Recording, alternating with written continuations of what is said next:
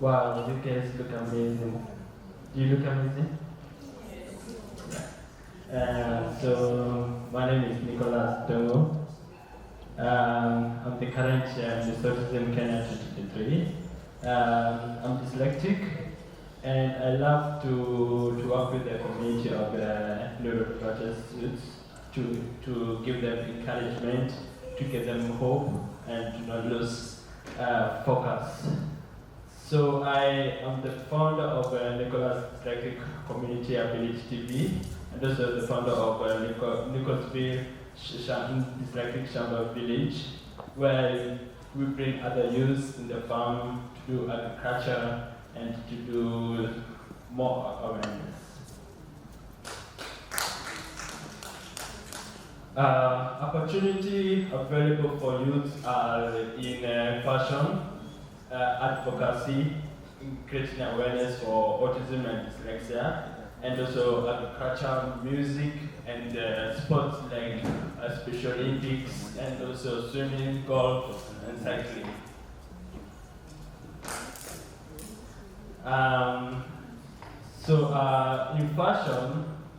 In fashion for the batches is like wearing suits, amazing dresses, and also for special needs, for autism, they're very, very handsome. They look very, very handsome. Yeah, and also they help the youth. They can help them to feel confidence. After school, you feel like the youth feel they give up in school, and also they want something to keep them active, something to be confident, because nobody can understand them. In my system of in the normal school, I had a challenge of reading and writing. There's dyslexia, where the students and also the teachers, they did not really accept me. They keep the teachers push me in studying, and also the students keep laughing, call me sorts of names that I did not understand. Right now I'm 19, just helping the youth to overcome their challenges, to rather to become a better person in their life. So, farming in fashion, it helps a lot in the youths. Like they stand over here, they think they're looking good, but when you interact with them, you see they have this kind of special needs challenge, neuro or maybe physical. So this one is to help them to stop their way, talk to everyone, interact, and also engage, and also they learn new things, they go to many places, and also to enjoy themselves. You don't have to become a parent or teachers, or I don't have any certificate for diploma or degree, but we're in Strathmore. There's a course for neurodivergent. They can go to ICT, so they can do computers and also create awareness. So this is the team for 2023. All those are my friends. Some of them they're autistic, some of them they're cerebral palsy, some of them they don't have any neurodivergence. But they come together and create awareness together and make the world to be a better place for youth and also. Yes, that's me, very handsome. So this is autism over there, and take it back. So this is autism, this is me, and also there's an autism ambassador over here. So why did I be crowned as Mr. Autism Kenya 2023? First, let me take back to my journey while I was growing up, how I overcome dyslexia, but not yet. I still have it. I still have those challenges. No one will understand me except I tell them. So when I was born normal, like a normal child. So the doctors told my mom that there's something wrong with his brain. So they say he will become stupid. He will become not stupid, like yeah. But they will delay like others. Other youths are in front of them, but for us, you are behind. So after I grew up, my mom did not accept I have this autism or dyslexia. After even my father also, he had his challenges. After he left us, he went to somewhere else, and we stayed with my mom.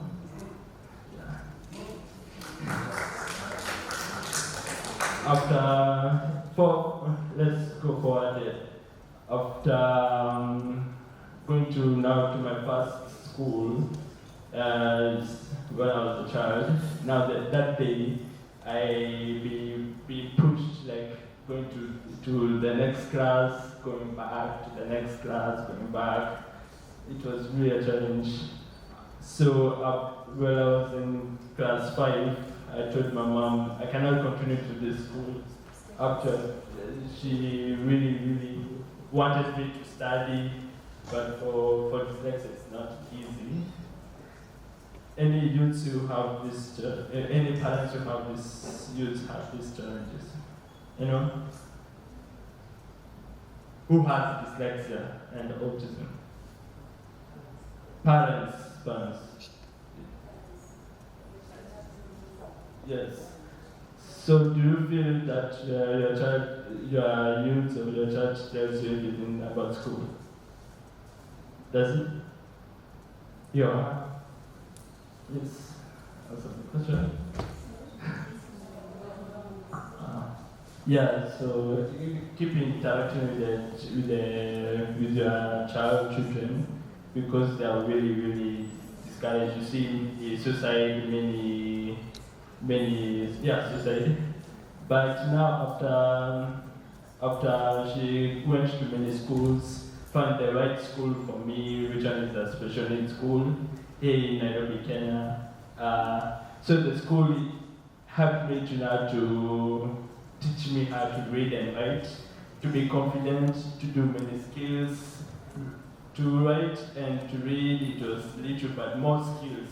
For us, we are gifted, we are very sharp, we understand what we are taught. Like most parents say screen is bad for kids. Actually, it depends what they watch. Like cartoons like Cocomelon.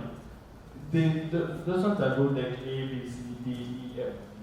That's good. So make sure they learn those ones when they're small. When they become like youth like me, they will confidence to understand. Yeah. So the role as Miss Autism Kenya is to create awareness, to engage other youths to come together. So youth in agriculture.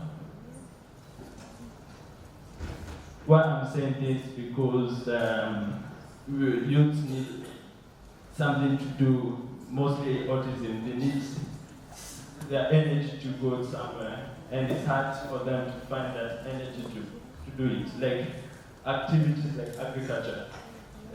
So these are the potatoes which we removed it this year, and the challenges is now how to do that, how to potatoes. First, you need to get the land, first you get seeds, first you get medicines and the manure. Those challenges, we understand, the youth understand, they will now become rich and go to many places they want to go.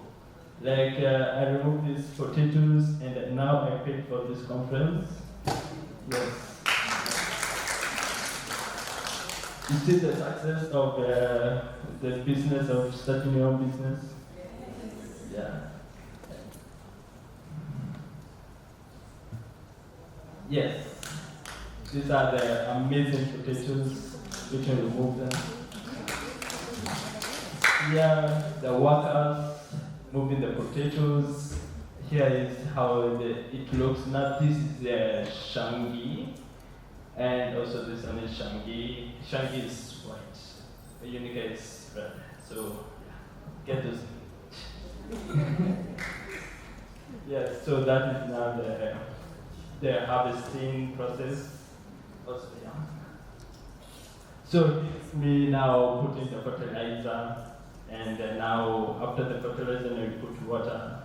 Then I will put now the potatoes now.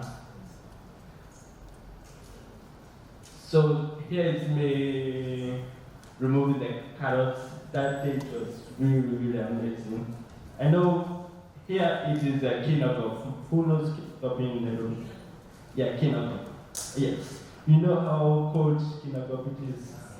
Yeah, so I was wearing heavy jacket so I don't get cold.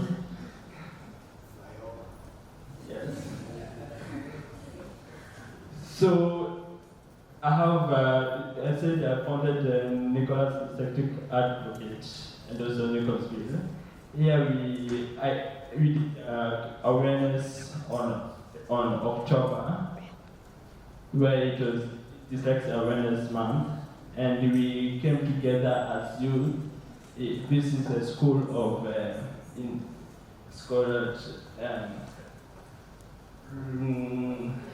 Red Gem. Thank you. Red Gem. I told them to come and see how they do agriculture and how they can learn to do it perfectly. So this is the school of dyslexia. It's called Dyslexic Kenya. Who heard of Dyslexic Kenya? Yes. Yes, here we taught them how to now produce great seedlings, and also not seedlings like potatoes and carrots and cabbages. So here I was with my uncle, and the cow is not ready, and also we wanted to make some other cows, but this one was not ready, but we did that one. And also the cat is waiting for the milk it's waiting.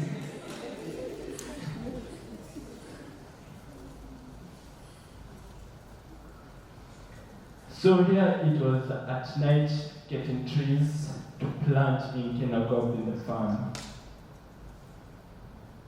Now here we are now doing the work now with the team of Regem, the Dyslexic Kenya.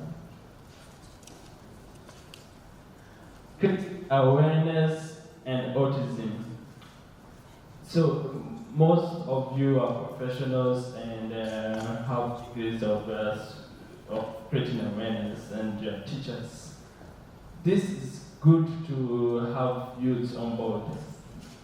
Youths can learn a lot. They can help you to create more awareness to other youths in school, even to your home places. So this is my banner that day, and also you still use it for creating awareness. You can follow us on my YouTube channel or social media, Miss Autism or Dyslexic Advocate. Please subscribe, like, and share to your friends, and watch the content which I'm now being posting. It's really good for your youth, and good for your kids, and good for everyone to learn. Yes, so this is the school. my mom's former school in 1990. Yeah. So this is an amazing school. It's called Karamaga School. They're not autism or dyslexic. They are just normal. But I went to talk to them about dyslexia. That time I did not have the crown, so I was talking about dyslexia and also other neurodivergence also. So yes, the Dyslexic Kenya, who founded it, is Nancy Mooney. She's also the founder of Dyslexic Kenya, and Rejam also with a partner called Phyllis Mooney. So the School of Dyslexic Kenya is help kids who have dyslexia, autism, and sometimes even the cerebral palsy. So here we just, actually here I went to see how they learn. Trust me, they learn a lot. They helped themselves to understand the skills. Yeah. So here it was in Kasarani Mweki in Nairobi, Kenya. I went to see other students who they have challenges in normal school. Actually, this is not a special needs school, it's a normal school. So other students and other teachers, they did not understand how they manage themselves. So these two boys are dyslexic. They want to pursue big dreams that I'm still have. Like the one who wants to do example like I can't remember, but then engineering and those other forget the names, sorry. So here we did dyslexia walk, like in going to the hills, talk to the other parents, the students to know what is dyslexia and autism. Yes, and also this are my team of my community organization. So, golf. What do you understand about golf? No?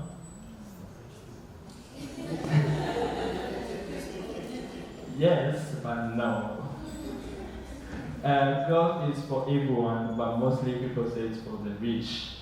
But golf helps with autism and dyslexia to focus their mind. Yes, like if you position a ball yourself like this, position the ball there, try to hit the ball. You see, there's a lot of focusing. So it will help them to, yeah? Oh yes, thank you. Activity analysis. So yeah, it will help your youths. Try to, if you don't have any money, it's okay, but you can do other activities to start from, like table tennis, Special Olympics. In Special Olympics, there's a competition for in Kenya. They come together and they compete with other countries. There's a game which they went in some other countries. They did very well. First for golf, there's a lady did very well who's neurodivergent. They did very well. Yes, so here I was being invited to Safaricom golf tour. Actually, it was a competition. I was being interviewed to talk about what dyslexia and how dyslexia can help youths. The sound video.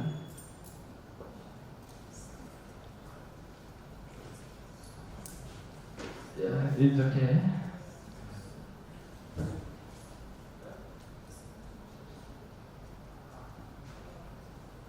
So, this day I was just practicing, but I did not have the right shoes for golf. Yeah, I was in a hurry, so yeah. So, in ICT for neurodivergent youths, like there's other colleges like NITA colleges, Strathmore University, and also, yeah, those two. NITA is a college for special needs to come to learn about computers in ICT, to make apps, to make design, graphic design, to know the computer systems, many more.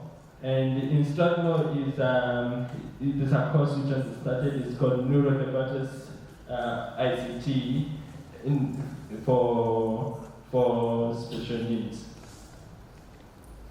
So this is one of my friends. They did some coding for gaming. So for me, I made an app for my business. It's called Nichosville Sharma Village, but known as Nichosville Sharma Village. This is basic application, but I'm still making it to be live, to have more things on the app, like how you can sell in data buyers. Yes. So I just graduated in ICT. I did very well. Thank you. So all these students you can see is also they are autistic. They are autistic and cerebral palsy, and also dyslexia. So that is me, my friends, and my mom. Yes. And my mom, she's right here, you can wave.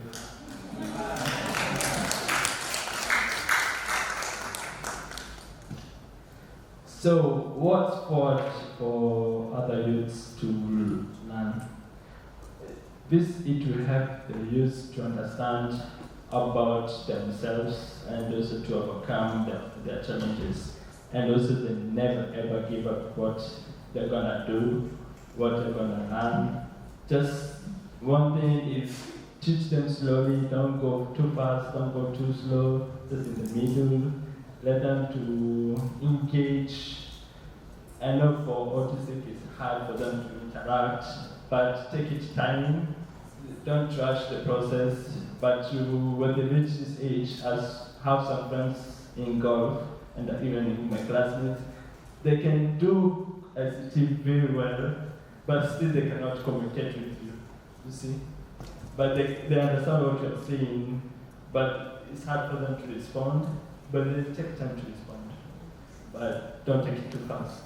That's what I've experienced with my friends, and also other people who tells me about them.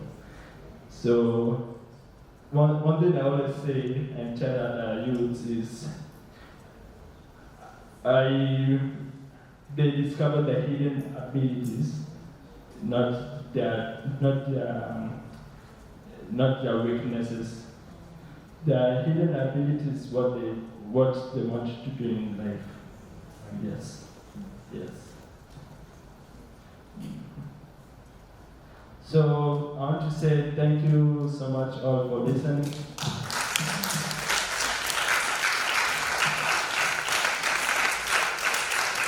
I want to say thank you. I want to say thank you to Dyslexic Kenya, readers, the people who crowned me, and also Sylvia, my mentor, who is here. And also my classmates, who is, it's called Karen, and other my friends who mentored me also. I thank you for this opportunity. I hope there's more opportunity for you to come and to learn. Excellent. Thank you. Thank you so much, Mr. So on behalf of the Autism Connect, we would like so much to award you with our award and certificates.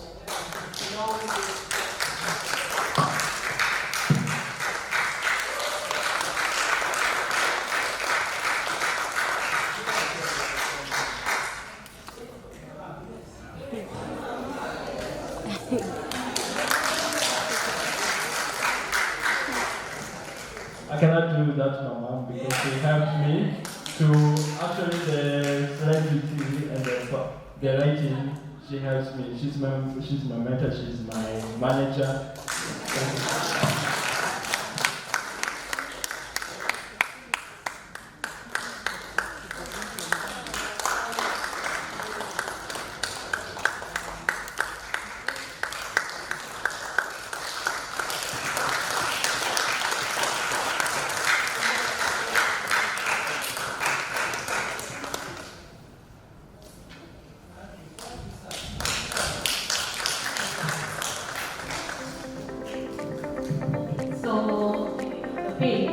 Now we have our second speaker, Ndungu.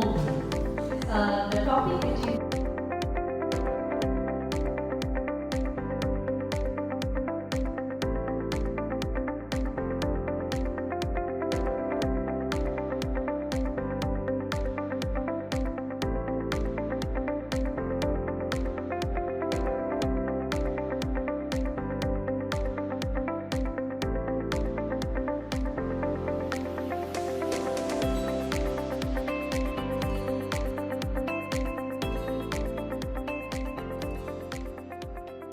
Good morning, everyone.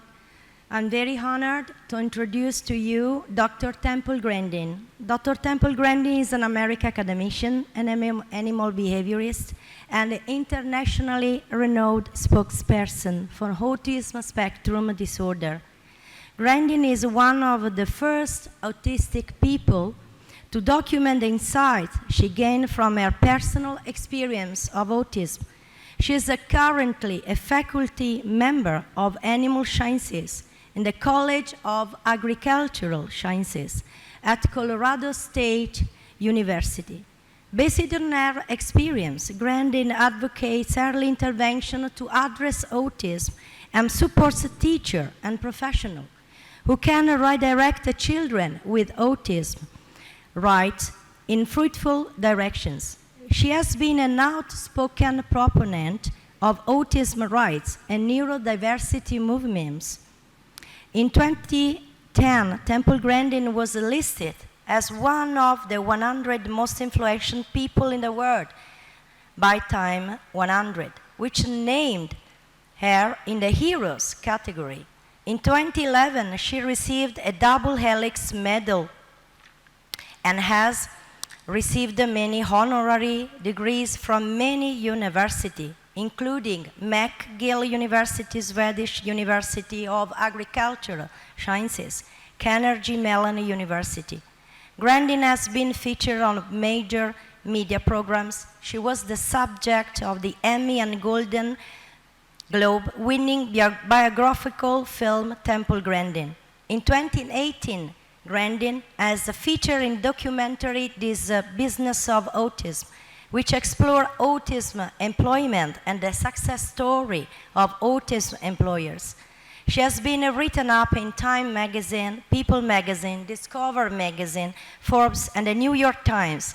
She is best known for designing the Hug Machine, which is a deep depression gadget planned to calm extremely sensitive people, ordinary people with autism. Temple Grandin, thank you. Hi, I'm Temple Grandin.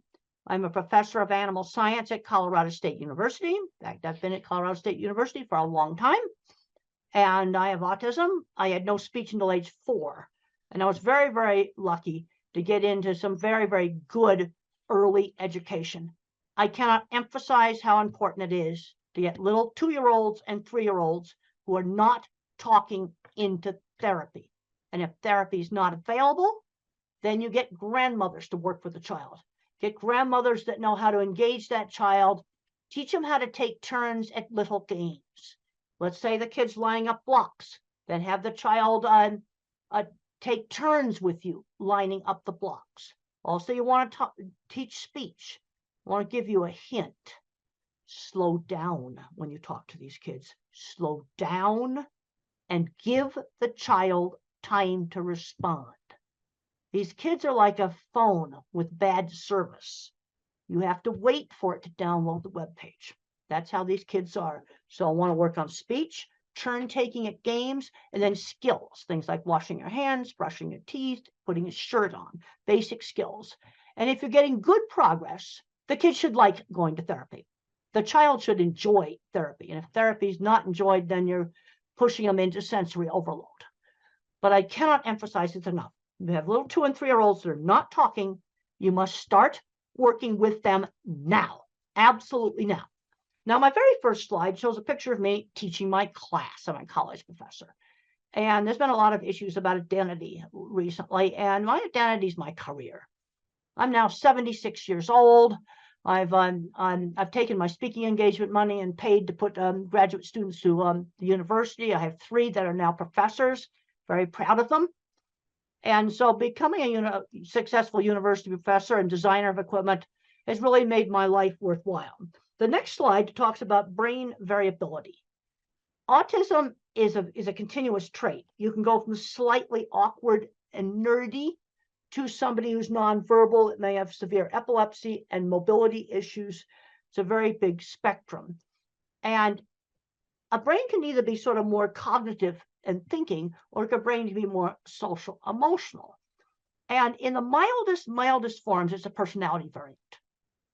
The other thing I want to warn you about diagnosis is over the years, doctors have changed the diagnosis. Back in the 1980s, to get an autism diagnosis, a child had to have a definite speech delay.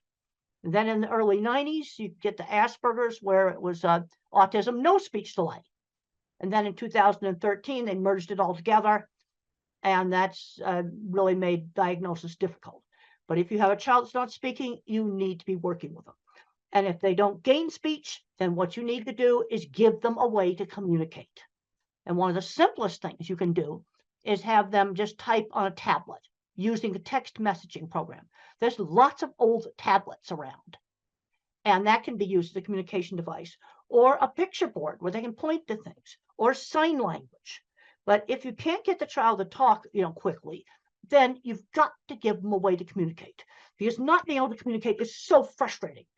I can remember screaming when I couldn't tell my mother I didn't want to wear a hat. It was the most frustrating thing. Now, in the family histories of people who are autistic, you often have a lot more scientists and computer people.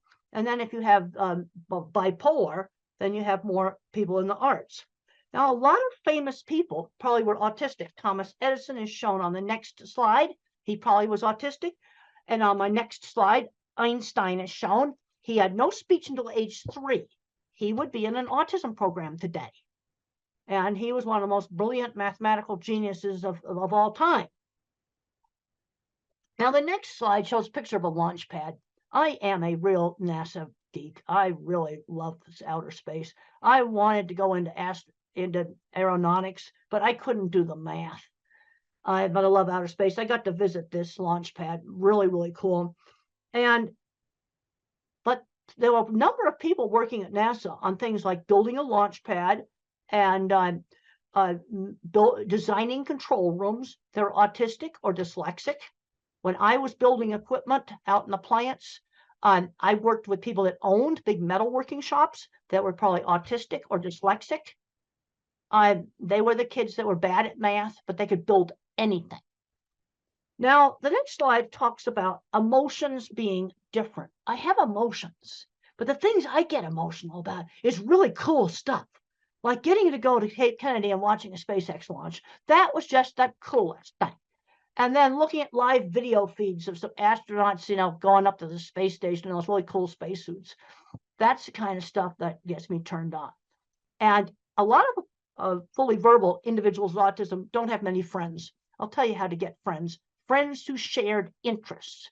You get together with the people that like horses, or you get together with people who want to train dogs, or you get together and have a chess club, or you go into robotics club. or you're in music, doing music together. Friends who shared interests. I was bullied and teased in school, and the only places I was not bullied and teased was friends who shared interests. And for me, it was model rockets, electronics, circuit boards, and horses. Those were places where I had friends. For somebody else, it was something different. Now, I got very emotional. The next slide shows a picture of Saturn. We can skip over that. And then the next slide shows a little Voyager satellite. This satellite is really, really getting old. But there's an ancient old scientist, he's in his 80s, named Ed Stone. He is still communicating with it. Yeah, still communicating with it. I get emotional about that. Ed Stone is communicating with this ancient satellite. I think it's 40 years old now. And it's his life. You see, I can relate to that because it's just something so cool. The next slide shows the ultimate NASA geek out. I got to sit at the head controller's station and mission control for the old space program. It's a picture of me there. Now, the next slide I talk about, just don't get hung up on the labels. Too often, so I'm seeing kids where you're getting too much into the label. They say, well, the kid's got a label. He's not going to be able to do anything. I've heard this over and over and over again. He's not going to be able to do anything. Even with some of the kids that have physical handicaps. They'll say, well, he can't walk. They'll never go to school. They'll never get a job. But I worked with a lot of autistic people that owned businesses. This is what really frustrates me. So don't get hung up on the labels. Okay, we have a 3-year-old that's not talking. Let's work on getting them talking. And we also have to get them out doing things. Don't just hide the kid at home. Take them out shopping and turn shopping into a learning experience. Well, let's talk about different kinds of rice. I know in India, there's all different kinds of rice, curry sauces and things like that. Let's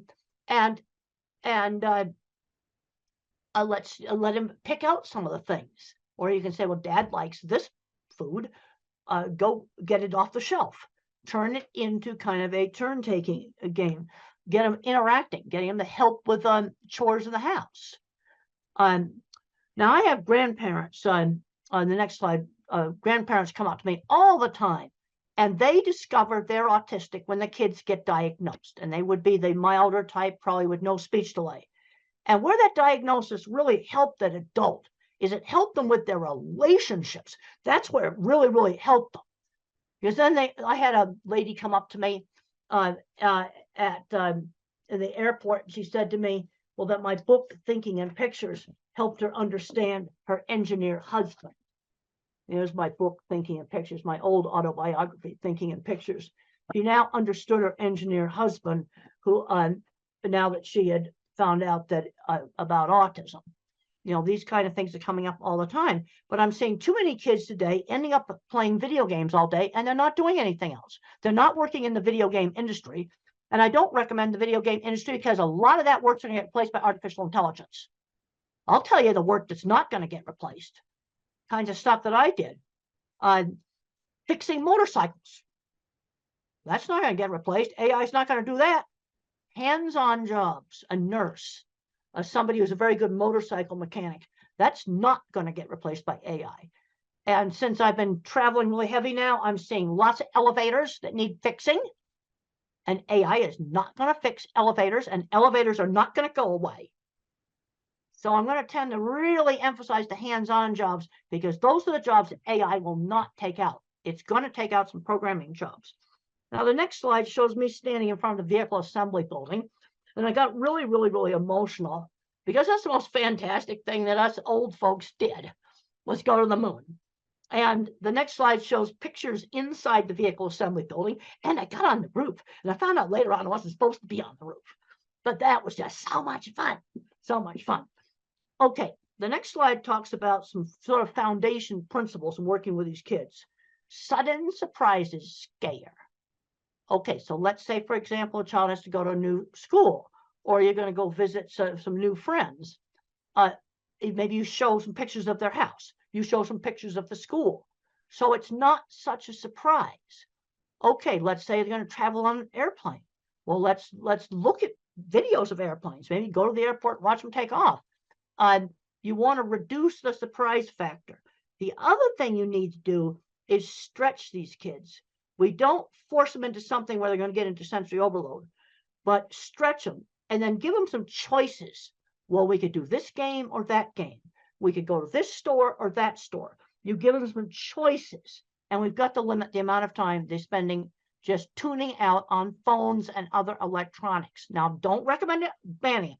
Don't want to ban it. But what we need to be doing, an hour a day is plenty. Now, the next slide shows just a picture of a really, really good teacher. And a good teacher knows how to kind of gently engage a child without causing sensory overload.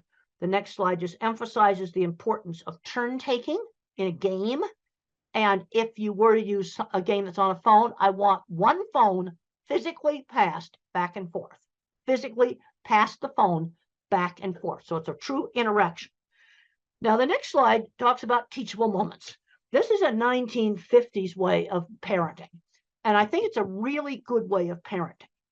If I made a mistake, we had sit-down meals, you had to eat properly. And if I stuck my finger in the mashed potatoes, mother did not scream no. She would say, use the fork. Okay, or if you had chopsticks or whatever, you use them. You use the utensils. She'd give the instruction instead of saying no. That's really important. Just quietly give the instruction. Now, obviously, if the child ran in the street, you'd have to, but I'm talking about things like maybe touching too much stuff in a store. You might say, only touch the things that you're going to buy. You give the instruction quietly. Okay, the next slide just talks about limiting video games. One of the things we've got to avoid is these kids just becoming recluses in their room. But then on the other hand, due to problems with sensory, and sensory problems are real, some of these kids need some time just to calm down, just some time to chill. And that is okay. But some of the recent research going on with the social media use, again, I don't want to ban this stuff. Some kids play a video game where they can talk to friends. That I don't want to take away from them. But they can't be doing this for 10 hours a day. That's something that we just cannot be doing. The next slide talks about just providing some choices. So you might say, well, you could do robotics, or you could do soccer, or you could be in a theater group, or you could be in the school band. You could do karate's. Cub Scouts is an American program for kids where they learn camping and other skills. So we're going to get out and we're going to do things, but you give them some choices. Now, the next slide shows a little child blocking his ears. Sensory problems are real. That's part of autism. And one of the ways to help a child that's afraid of something that's really, really noisy is to let them control it. Hair dryers, vacuum cleaners. Let the child turn that thing on and off where they control it. And I've talked to several families where the vacuum cleaner went from the most hated fear thing to the favorite toy when the kid could control it. Same thing with car horns. Let the child beep it. Now, if some kids wear ear protectors all the time to block out sound, if you wear those all the time, sound sensitivity will get worse. That is something you do not want to do. But to give you control, you can have those headphones with you all the time. Have them with you. They can be around your neck. They can be on the top of your head. Have them with you. And then you only wear them when you get in a really noisy place like the train station. Okay, so if something really noisy like that, you wear the headphones. But the rest of the time, you have them off, but you have them with you. You see, this control is so important. And then another thing we have to be looking at is problems with flickering on LED lights. Some LED lights flicker. I just found out one of my students who's not autistic, but sensitive, that our beautiful new lecture hall has lights that flicker. In new construction, let's try to not go that. Let me tell you how you can find them. Take this thing out here, right here, put it on slow motion video, and take pictures of the room, and you'll find the bad lights. So what do you do if you have a classroom with awful lights, which unfortunately, I just found out that our beautiful new classroom has awful lights. Well, there's two things you can do. Put the desk over by the window, or go find an LED that does not flicker. Put it in a lamp that the child could bring to school and put next to the desk, and wear a hat with a brim. that will also help block out the ceiling lights. Just want to try to give you simple stuff that you can go. Now you can skip over the slide here about the headphones. We already talked about that. The next slide talks about sensory perception and autism. And these sensory sensitivities are part of the neurobiology of autism. And they're very variable. Like, I do not have visual sensitivities. I teach classes in this classroom. I didn't see it flicker. You see, this is where autism is so variable. One individual or adult will have problems with lights flickering. Also, you can get it in some dyslexics, not all of them. Also, some head injuries too can also give problems with lights flickering. But sensory problems go with it. Then the next slide talks about just checking for deafness. Auditory threshold's normal, but there's a problem with auditory detail. It's very important when you're teaching these kids speech, slow down when you talk to them. Because when the parents talked fast, blah, blah, blah, blah, blah, blah, just went a blabber. You got to slow down when you talk to them. Give the child time to respond. They're like a phone with a bad connection. Give them time to respond. And even though the threshold for hearing a faint sound, if let's just give an example. If I said the word dog, maybe the child just hears oh. So when my speech teacher worked with me, they'd go dog, and then they'd go dog, really slowing down and enunciating the sounds. Now, there's three basic ways that speech can have problems. I had problems with hearing auditory detail. That's an auditory processing problem. Then I had problems with getting my speech out, almost like a stutter. But now the next slide just talks about echolalic kids. Echolalic kids are the ones that will recite TV show and movie scripts, things that they've listened to over and over and over again. But the problem is they don't know what the speech means. They don't know what it means. So what you have to do is find some lines from that movie that you can put in a real situation. I was just up in Canada, and a teacher told me that this little boy sung on Yellow School Bus, something he'd heard, Yellow School Bus. And I said, that's an easy one.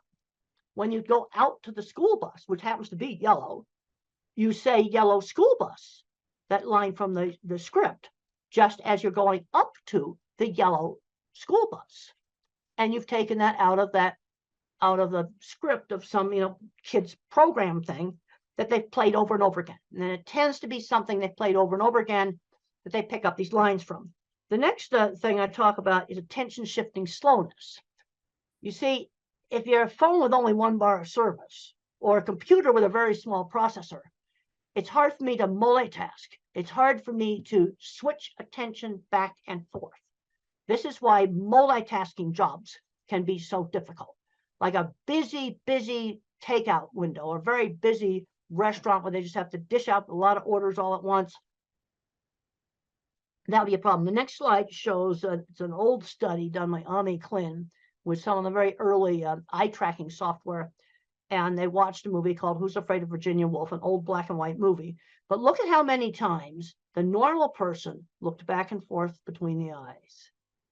There's nothing in this paper about attention shift. It's all about social. The normal person looked at the eyes. But I looked at this, the autistic's trying to read lips in the mouth, and look at how many times the so-called normal person has shifted attention compared to the autistic. This is the best picture I have gotten, this ancient old paper on attention shift. Now the next slide just shows a thing that I did on a childhood assignment when I was 5 years old, and I was so frustrated. And I was supposed to mark the pictures that began with the letter B. B as in beautiful. I knew my alphabet, and I marked the suitcase as a B for bag. And they didn't give me time to explain that in my family, we called them bags. And it was so frustrating because I understood the B concept. The next slide shows how some people that have visual processing problems can actually have images break up. And this is a slide from some of the people with migraines also have some of the similar things. The next slide just shows some video interference that might be kind of give you an idea of what the individual very severe visual processing problems might have. And if you're working with nonverbals, there's some really good books like Tito Mukhopadhyay, he's from India. How Can I Talk If My Lips Don't Move? It's a great book. And he describes problems with sensory scrambling, visual scrambling, and problems with motion. The next slide shows an escalator. And children with visual processing problems or adults with visual processing problems often hate escalators. Another thing that they'll complain about is the print jiggling on the page when they read. The next slide just shows that. It shows the print jiggling on the page. Now, I want to make it very clear, this does not explain all dyslexia. It only explains some dyslexia. Okay, the next slide shows some simple things that you can use.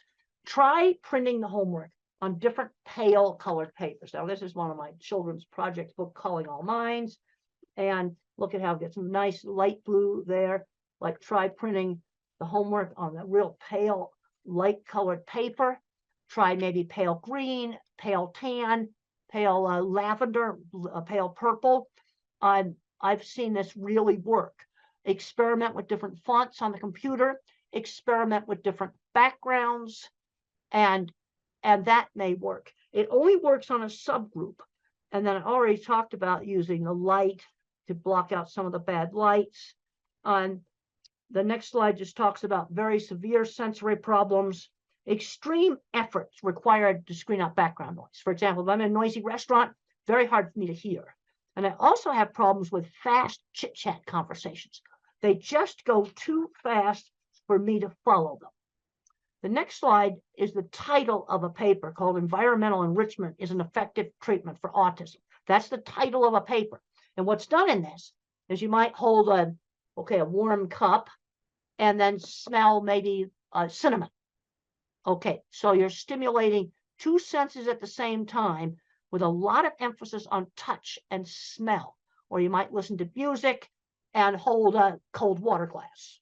You know, very simple things. And what you're doing is always changing those things. And it has some efficacy. It's actually a evidence-based method as an adjunct. It doesn't replace speech therapy or something like that. Next slide are some of the really best books written by individuals who do not speak, but they have a good brain inside there. And my favorite is the one from India, Tito Mukhopadhyay, How Can I Talk My Lips Don't Move? Is my absolute favorite. It's available on Amazon as an ebook. These are all available on Amazon in ebook format, which makes them easy for you to get. And if you're working with a child that does not learn to speak, these books, you must read these books. You know, they're wonderful books, and you'll really understand. The next slide just shows some brains. And the thing is when you hear a word, you see a word, think about it, different parts of the brain turn on. Now, where we've got a problem in the brain is lots of times with the interdepartmental communication between these different parts. The next slide just shows, next two slides just show some really cool brain scans that were done on me of the interconnecting circuits. And then we can go down to one that says axon projection field much less organized.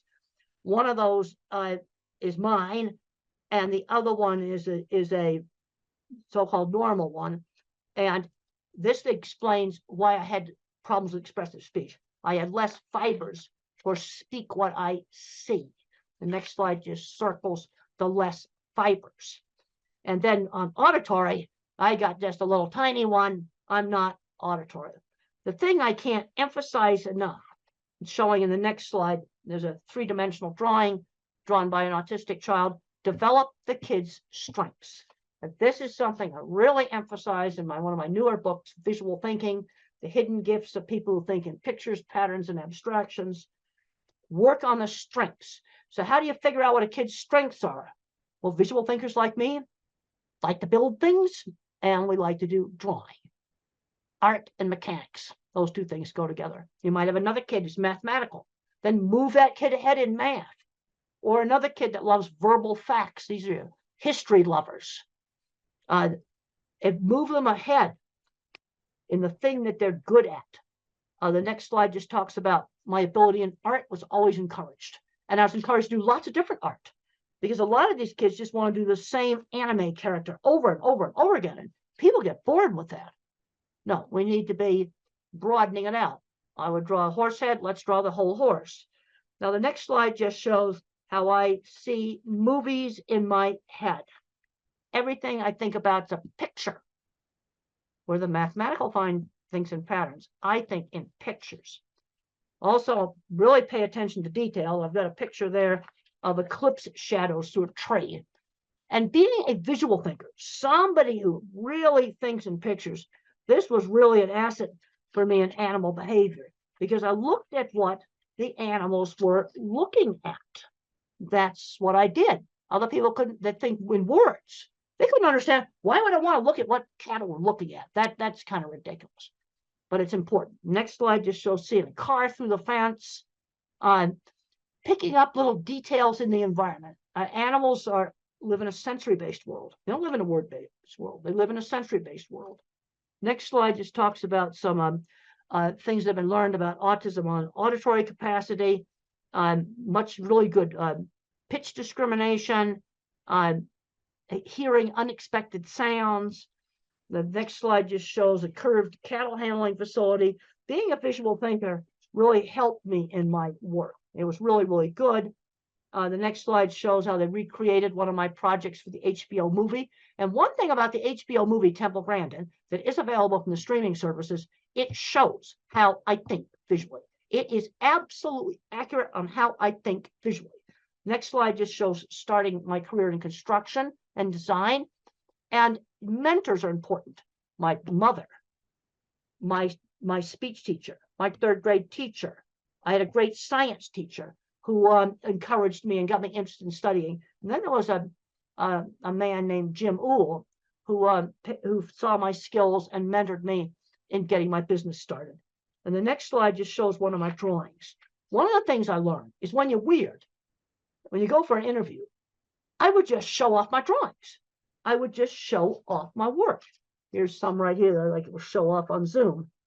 I would simply show my work, show the portfolio, rather than just trying to do the interview. The next slide just talks about showing the portfolio.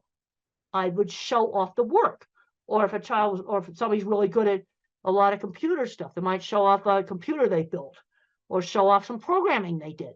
Show the work rather than yourself. The next slide just shows big, complicated piece of equipment. Yes, I worked with people that had autism that built these things. This is what gets me very frustrated as I go back and forth between the educational world and the autism world and the industrial world. We have a big issue right now with skill loss. We don't have anybody to fix the elevators. They're in the basement playing video games on an autism diagnosis. Next slide just shows some people looking at it, and just mentioned that there was a lot of autistic people that I worked with that owned shops. But one of the mistakes that's been made in a lot of countries is taking the hands-on classes out. And I discussed this in my book on visual thinking. It's one of the things I discussed in my book, Visual Thinking. I discussed, the skill loss we've got on taking those hands-on classes out, because that person that's super good at fixing that elevator may not be very good at algebra and math. I still never passed an algebra class. Now, I didn't know that I thought visually until I was in my late 30s. And I'm going to show you how I found out. I realized this is one of the slides. I realized my thinking was different when I asked people to think about church steeple. Okay, why did I pick that out? Because it's something prominent in the environment that you don't own. Most people could see their own car or maybe see their own house if I ask them about it. So I say, think about a church steeple. How does it come into your mind? Now, visual thinkers like me see them come up as individual pictures and name off where they're located. Where somebody that is very, very verbal may just see two lines. This was a shock to me. They might just see two lines like that.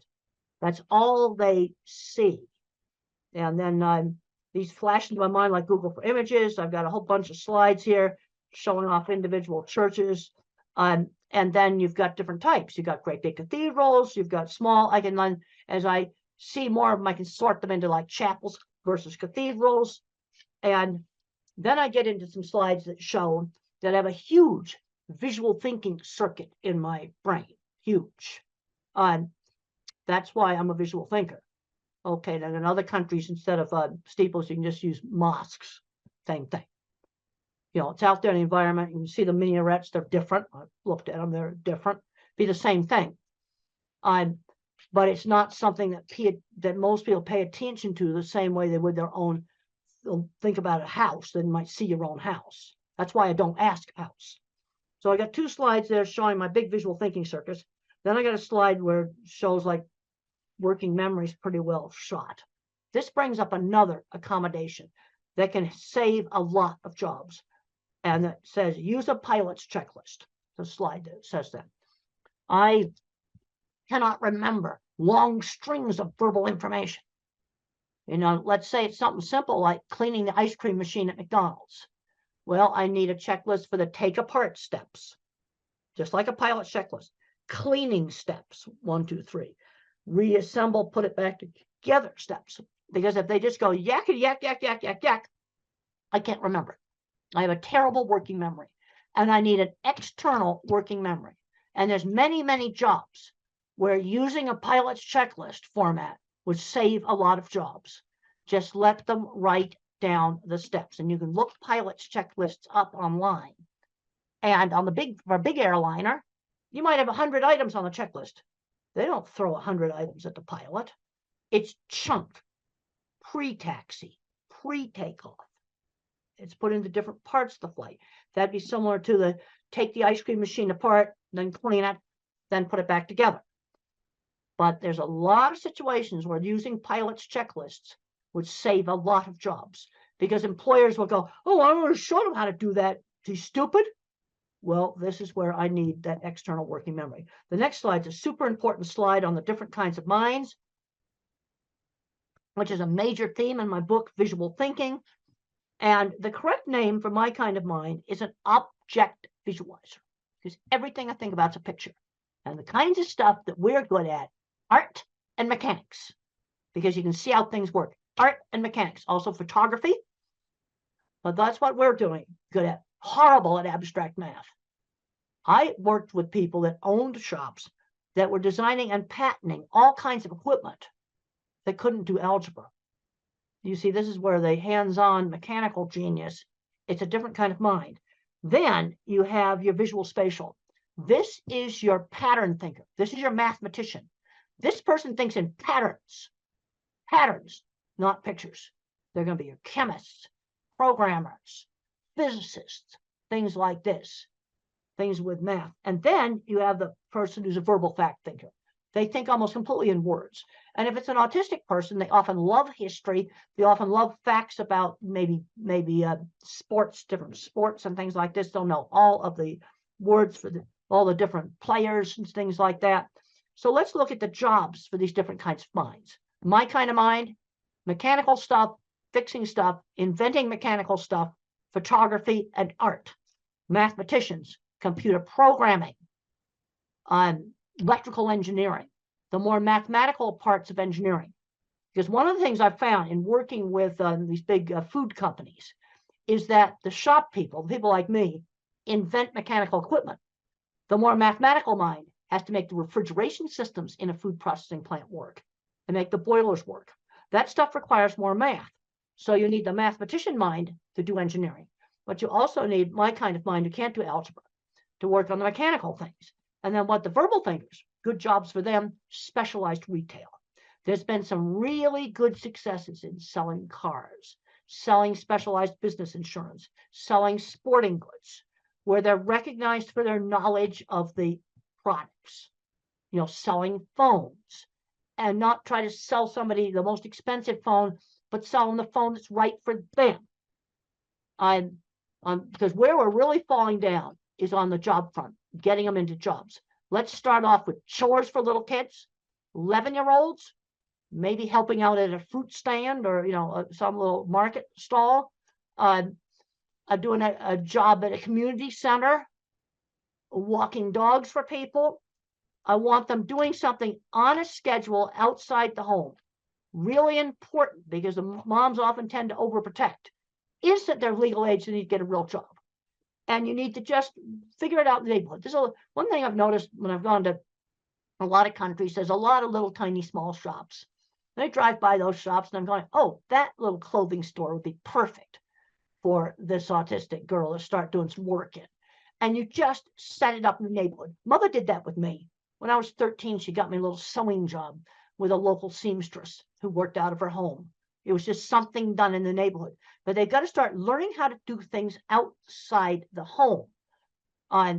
This is really, really important. So we start making that transition to work before they graduate from high school.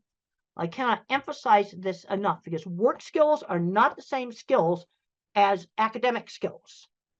Now, I was a goof around student until my science teacher motivated me to study, because being a scientist, you had to study. And I made up for like 3 years of high school where I goofed off really quickly. But I'm seeing too many kids where they're not learning how to drive. They're just not learning any skills. Okay, when I was 8 years old, the next slide talks about use a variety of teaching methods. When I was 8 years old, I couldn't read. Mother taught me with phonics. I already knew my alphabet. And she would read out loud, find a book that I was interested in. We had a book in the US called The Wizard of Oz, a really fun book. And she'd stop at an interesting place and then have me read more and more. And I very quickly learned to read with phonics. It wasn't that hard. There's all kinds of complicated stuff online. Oh, we didn't use any of that stuff. I already knew my alphabet. And I already knew the little alphabet song, A, B, C, D, E, F, G, yeah, the little song. And that has half the sounds. And I was able to learn how to read. And I very quickly went from, I was 8 years old, no reading. I immediately went up to the 12-year-old level of reading very quickly. This next slide just shows like there's kind of two ways that mathematicians kind of do things. You have the one that's all totally algebra, then the ones that are more geometric. The next slide just says if you use a Google image search and you put mathematical terms in, you can find so many great stuff. Then I've got a slide of a plant that has mathematics in it. Then I've got another slide that shows Penrose tiling. That's what Stephen Hawking used. And I really, really like what Stephen Hawking had to say about disability. Concentrate on those things. Your disability doesn't prevent you from doing well. He could do math in his head super well. Next slide just talks about getting interesting magazines and things in the school library, fractals. I've got a whole bunch of slides here that just show cool, interesting stuff. Then there's a picture of me with a horse looking at me sawing a board. And friends who shared interests. A lot of kids aren't doing enough hands-on things. AI is not going to take away hands-on jobs. You're still going to have a nurse in the hospital. That's not going to go away. There's a lot of jobs like that, and jobs fixing things, mechanical devices. Yeah, there's a lot of things that 3D printers can do, but guess what? Somebody has to fix the 3D printer because it's a mechanical device controlled by a computer. And the next slide just shows some kids today, they don't know how to use a ruler. They don't know how to put a hose on a faucet. The next slide just shows a beautiful rainbow. So when I think about really abstract stuff, like, okay, religion, I kind of look at that rainbow. It's so beautiful. I also have a picture behind me of the deep space field from the Hubble telescope. And it's got thousands of galaxies out there. You know what's interesting about that? The scientist who did that pointed the Hubble at nothing, and he found all the galaxies. Let's talk about the next slide about bottom-up thinking. Okay, verbal thinkers will get a top-down concept, like maybe let's have a inclusive classroom, for example. All right, that's a good thing to have. I want to see autistic kids mainstream into a regular classroom, but how do we do it? Bottom-up, I'm thinking specifics. Okay, the LED lighting issue and the flickering. Bullying has got to be gotten under control. Those are two things we have to do. Using the pilot's checklists would be another thing. You see, those are specific things that you could do to make a classroom more inclusive. The next picture just shows autistic kids sorting different things in his mind. And my mind's like a spreadsheet. So when I was a little kid, I said cats are smaller than dogs. But then when our neighbors got a little tiny dachshund, she was the same size as a cat. So I had to find other features that she shared with dogs, like barking, the dog smell, and the shape of the nose. Now, the bullies used to call me tape recorder, and I've got a picture of a 1960s antique tape recorder there. And I didn't know why they were calling me that, because I'd always used the same phrases. But then as I got out and I did more and more things, then I got less and less and less like a tape recorder. Okay, teaching number concepts and generalization. Okay, count a variety of different things. Teach fractions, maybe cut up on, cookie into 4 pieces. Teach fractions. To teach concepts like up and down. If you go down the stairs, the plane went down and landed. I put this cup down.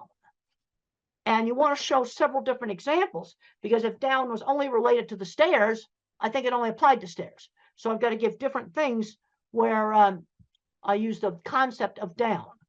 And then the brain pictures there just show that looking at things is more interesting than people. Yep. I get really turned on about things like the scientist who had the guts to point the Hubble at nothing, and he found everything. The other scientists thought it was stupid to waste the expensive observing time on looking at nothing. Single most important picture that telescope took. Okay, the next slide is just more stuff on friends who shared interests. We've already discussed that.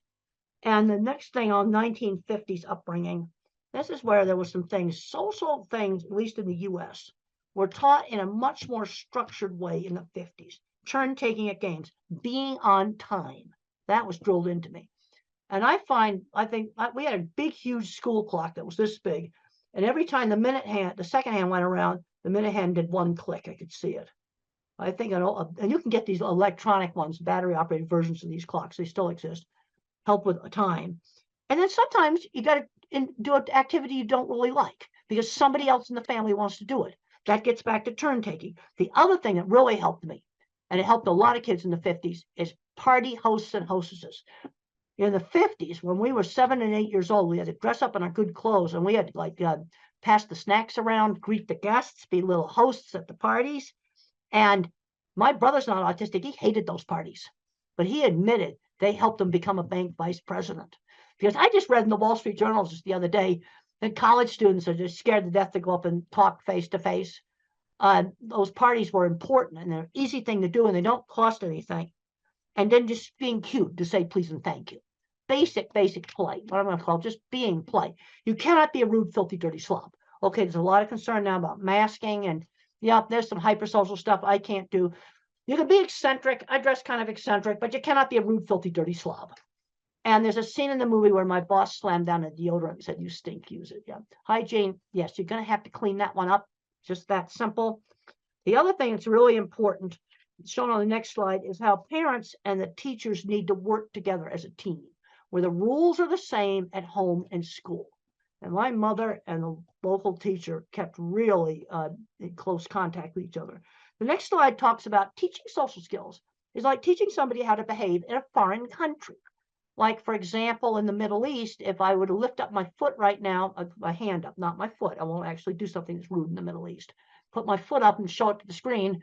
That would be the rudest thing I could do. Now, normally I wouldn't do that anyway, but there'd be other situations where I might just accidentally do that. I have no way of knowing that's rude unless somebody tells me.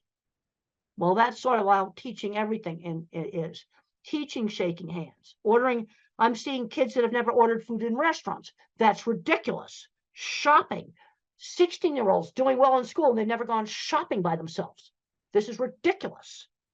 The next slide, I got to visit the Jet Propulsion Lab. And those are the guys that run mission control. Eccentric's fine. Red hair is fine. Dyed hair is fine. Filthy, dirty slobs are not okay. Now, the other thing just shows some of NASA work stuff.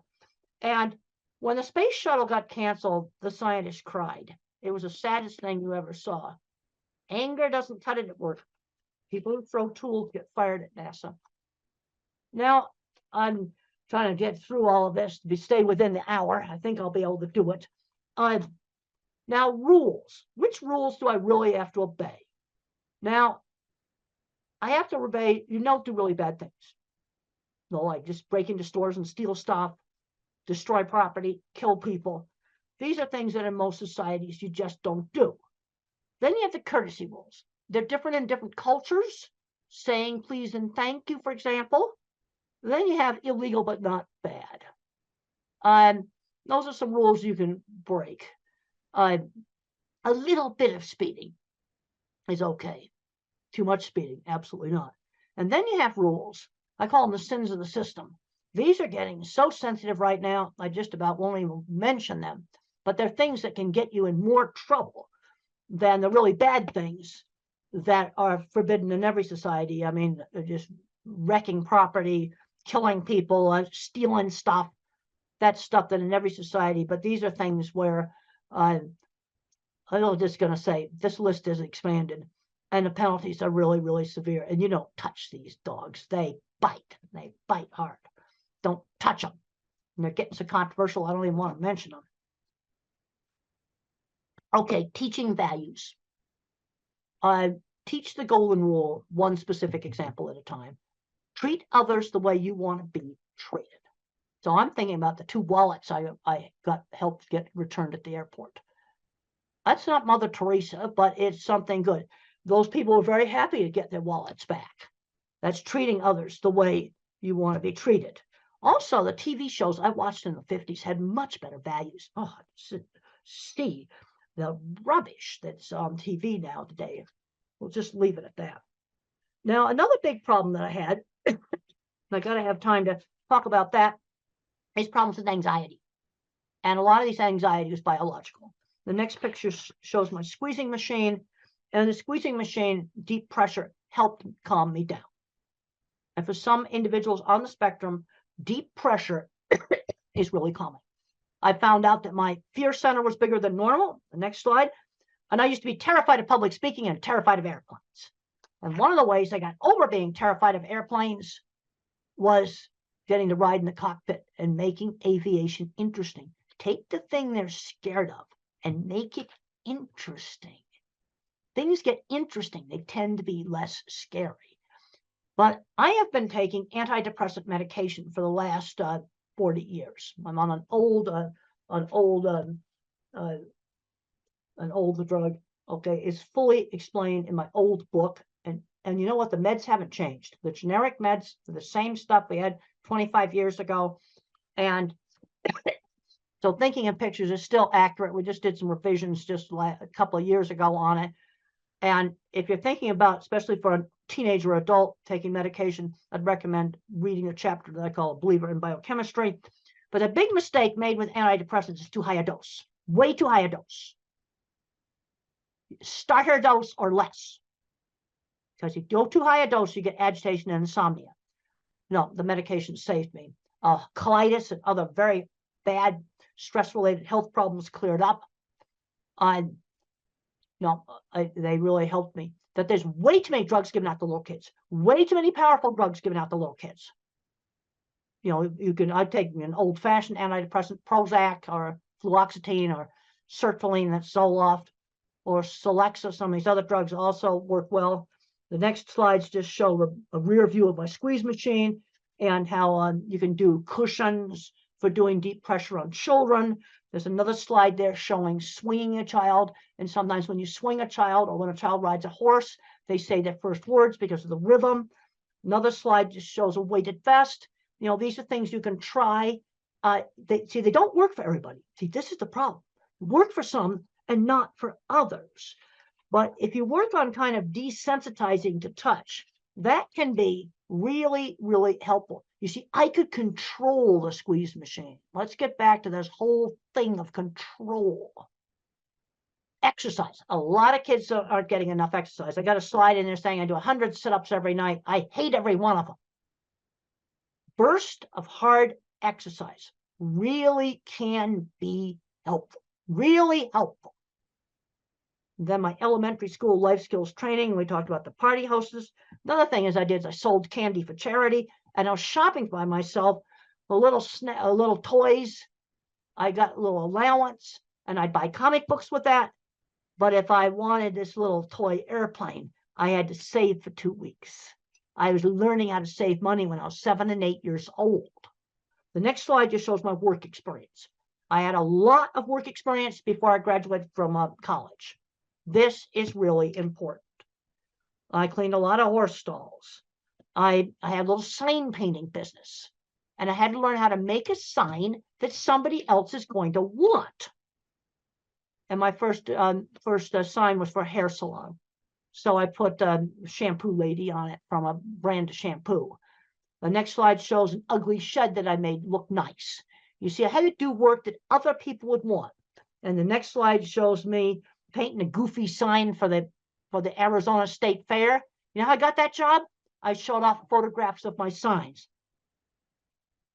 And the next slide shows my sign painting truck. And how did I learn to drive? This is a major hurdle. It's going to take longer. You have to spend more time practicing in a really safe place, like a big stadium parking lot, a big open field where there's nothing to hit, absolutely nothing to hit. And you practice like 20 minutes a day, maybe for a couple of months, maybe for 2 months, until you no longer have to think about how to push the gas, how to work the gear shift. You've got to get that operation of the car into what's called motor memory before you do traffic. Go at it a lot more slowly. And then I just have a slide there, tasks outside the home, a whole bunch of tasks there. That might be different in different countries, but the bottom line is I want them doing a task on a schedule outside the home. And this needs to start like at 11 years old. In the US, that replaces paper routes, which we don't have anymore. Next slide just shows, Lego Mindstorms might be one activity. Then I've got a slide in there that people were impressed with my drawings. That's really important. Then I've got a bunch of slides here that show selling myself rather than showing off my work. I got a whole bunch of slides on showing off work. Talk about showing kids interesting things. The other thing on getting jobs is we need to be getting in the back door. And there's a picture in there that shows the Swift plant where I first started, and I met the wife of the plant manager. Yeah, you see, use connections. And then there's my, I was wearing this shirt that's in the Cowgirl Hall of Fame when I met them. Using, connections to get into jobs, finding mentors. I know I'm running out of time here. Got to just rush through this. Finding mentors. My mother, my elementary school teacher. These are so important. And then I have a bunch of slides here that show jobs for the different kinds of thinkers. I don't think I need to read all of that to you. You can look at those. And then to finish up, I've got some stuff on medication in here. Let's try exercise before you try a drug. It's like, one of the big things that's a problem is way too many drugs are handed out like candy. That is wrong. And the medication I am on, the antidepressant, is, relatively mild medication. The other thing is try one thing at a time. So let's say you try a supplement, like a gluten and casein-free diet, for example, that helps some kids. Try one thing at a time. If you do a new school and a drug at the same time, you don't know what worked. This is just a basic thing. And no medication is going to give you 100% control of anything. Okay, now in troubleshooting behavior problems, you got to figure out, is the problem biology? Because you might have a nonverbal person that doesn't speak, and they got a stomach ache, and they can't tell you about it. That's going to make a lot of behavior problems. That's biology. Or maybe there's certain loud sounds bothering, or that's biological. Now, behavioral, sometimes you do things to get attention.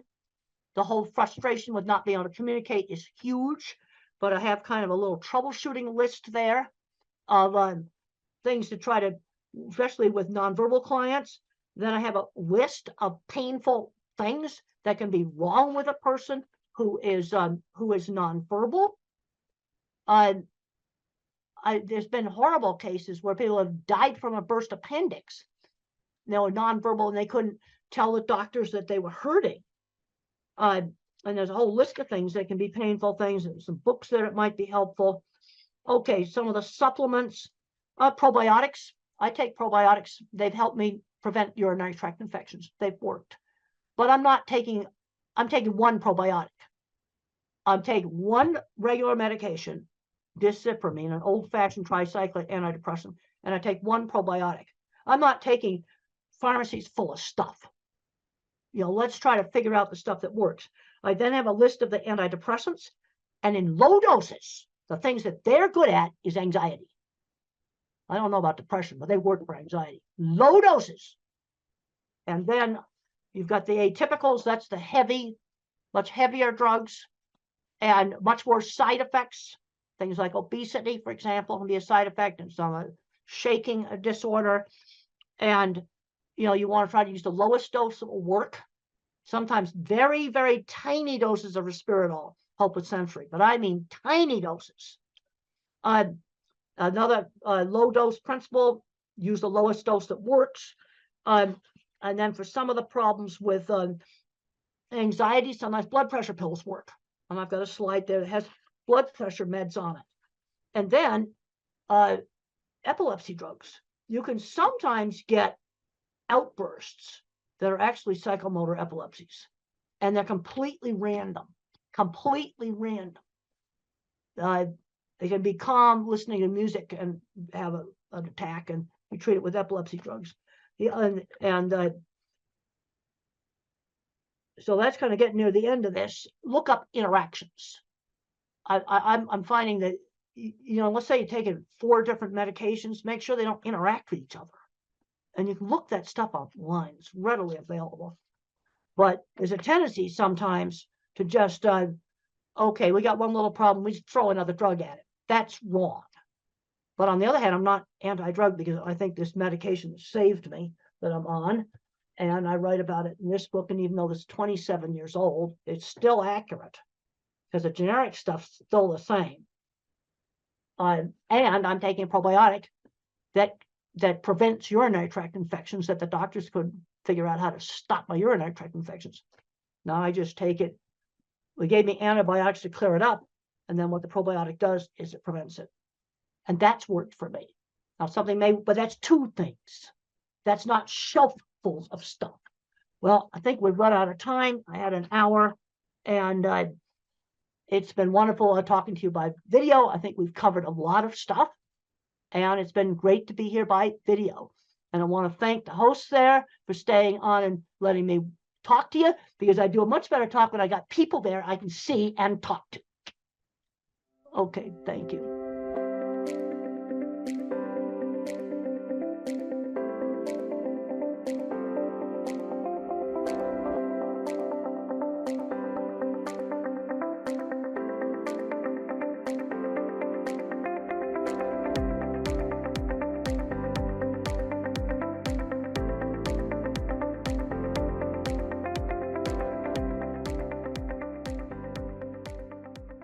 You're going to hear from 3 mothers who are having autistic children and very good professional doctors, 2 of them. So maybe I can start as a parent, and I know most of us parents here would be wondering, especially parents from Africa. So we're wondering, what are the more advanced interventional therapies, you know, across the world? Because in Africa and in Tanzania, to be more particular, we're already used to the normal basic therapies. So we would like to know from you, doctors, what are the more advanced, you know, intervention therapies out there? Yeah.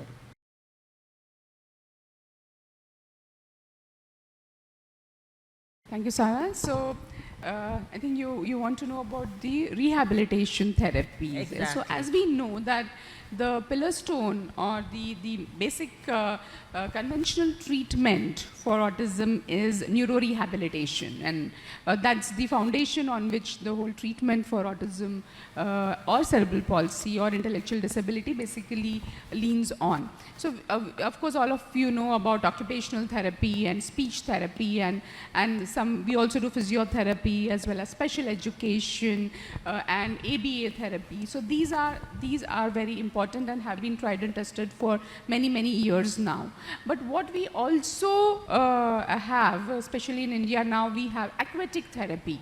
So aquatic therapy is, children love water, right? So basically if you make them like swim in water or do specific therapies in water, they calm down better and it helps them concentrate better, their coordination improves. So coordination is one of the major issues in children with autism. So aquatic therapy has a big role to play in a comprehensive part, as being part of a comprehensive treatment for autism.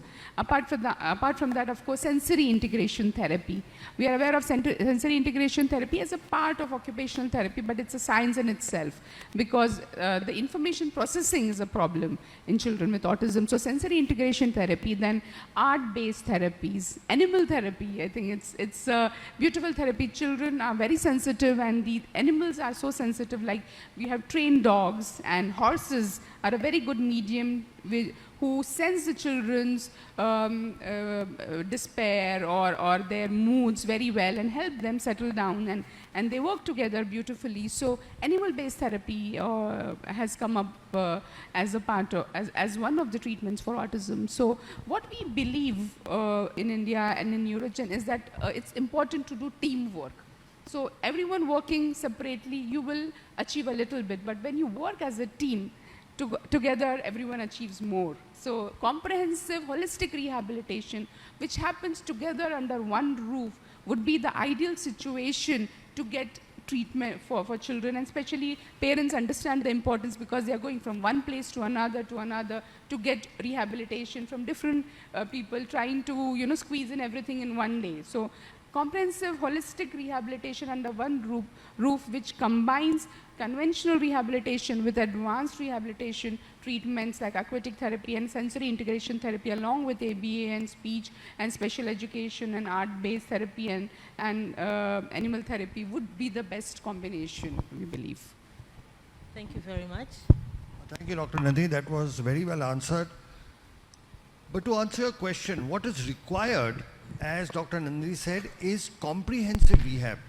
In autism, the children require occupational therapy, speech therapy, behavioral therapy, psychological therapy, special education, art therapy, aquatic therapy. They require a combination. What happens in most parts of the world, you will have an occupational therapist who will only give occupational therapy. Then you have a speech therapist who will only give speech therapy. And they don't work in isolation. What we've realized over the last 15 years of working in this field is you need a combination. So there is a need for centers where all of this can be provided together. Honorable Mr. Mulil was asking what we can do from a district level. What is required is facilities where all these therapies are available in one place. Also, when we are looking at this, we should not look at urban areas only. We have to think of the rural areas as well. And in India, what we have found is one of the best ways to work on this is to train the local village workers, local workers. They may not be professional rehabilitation therapists, but they will provide the basic care that is needed.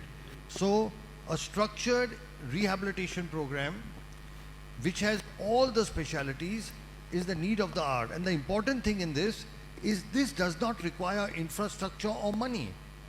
Okay, this requires trained therapists. And we from our side, we offer, and I'm making this open offer, any therapist from Tanzania, Kenya or Uganda wanting to train in these rehabilitation therapies, we offer free education and training to all of you. So if all of you, and we have regularly been doing it over the last 15 years, people from all across the world have come, and we offer this completely free of cost. You're welcome to come to us. We will train you, because rehabilitation is human based. It's about people, it's about training, and we are able to offer that. So any of you therapists here, should you ever wish to come, please contact us and we will arrange your entire training program. To Honorable Minister Mulal, if you, as a government, if you send people, in any case, Tanzania and India have a wonderful relationship. Historically also, many people from Africa have actually trained in India, you know, from the administration, civil services, military. We have a very good education, and we want to continue with that. And we will offer training, comprehensive, very good training at no cost at all. So this way we can improve the basic infrastructure of this thing, and we are also willing to conduct training programs here. We've already conducted several training programs. We've conducted in Kenya very huge 1-week programs where our people, so in case it's not possible for people to come, we come and train again at no cost at all. From the actual practical training, we give literature, books, lectures, and make it a very comprehensive program. So that, I think, will be part of our Tanzanian-Indian partnership as we go ahead. Thanks very much, Dr. Sharma. I think, one, I like the assurance that you can train, your institute can train our therapists. I think that's very positive for us as parents and as professionals. Thanks for that. And I'll ask Madam Kate to go. Yeah, me as a parent, I already know like what are the autism physical symptoms. Like my son would run around the whole time, like flapping hands or having repetitive behaviors, playing with kids and all that.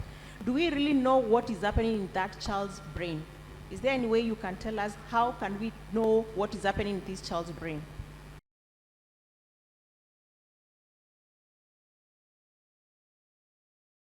It's really important because so many parents come to us and say, oh, my child looks absolutely fine. What exactly is wrong? You know, people say that there is something wrong in the brain, but how do we know? The MRI, most times MRI is not done, and even if it's done, the structure seems to be fine. So at Neurogen, we went ahead and actually looked at really what is wrong in the brain, and this was done through functional imaging. So advanced scan imaging known as a PET-CT scan of the brain, which tells us about functioning of the brain. So structure-wise, everything seems to be fine, but when we look at the PET scan images, we find that there are certain areas of the brain which are functioning less, and that is indicated by, which is very easy to read, made it easy to read through a color spectrum.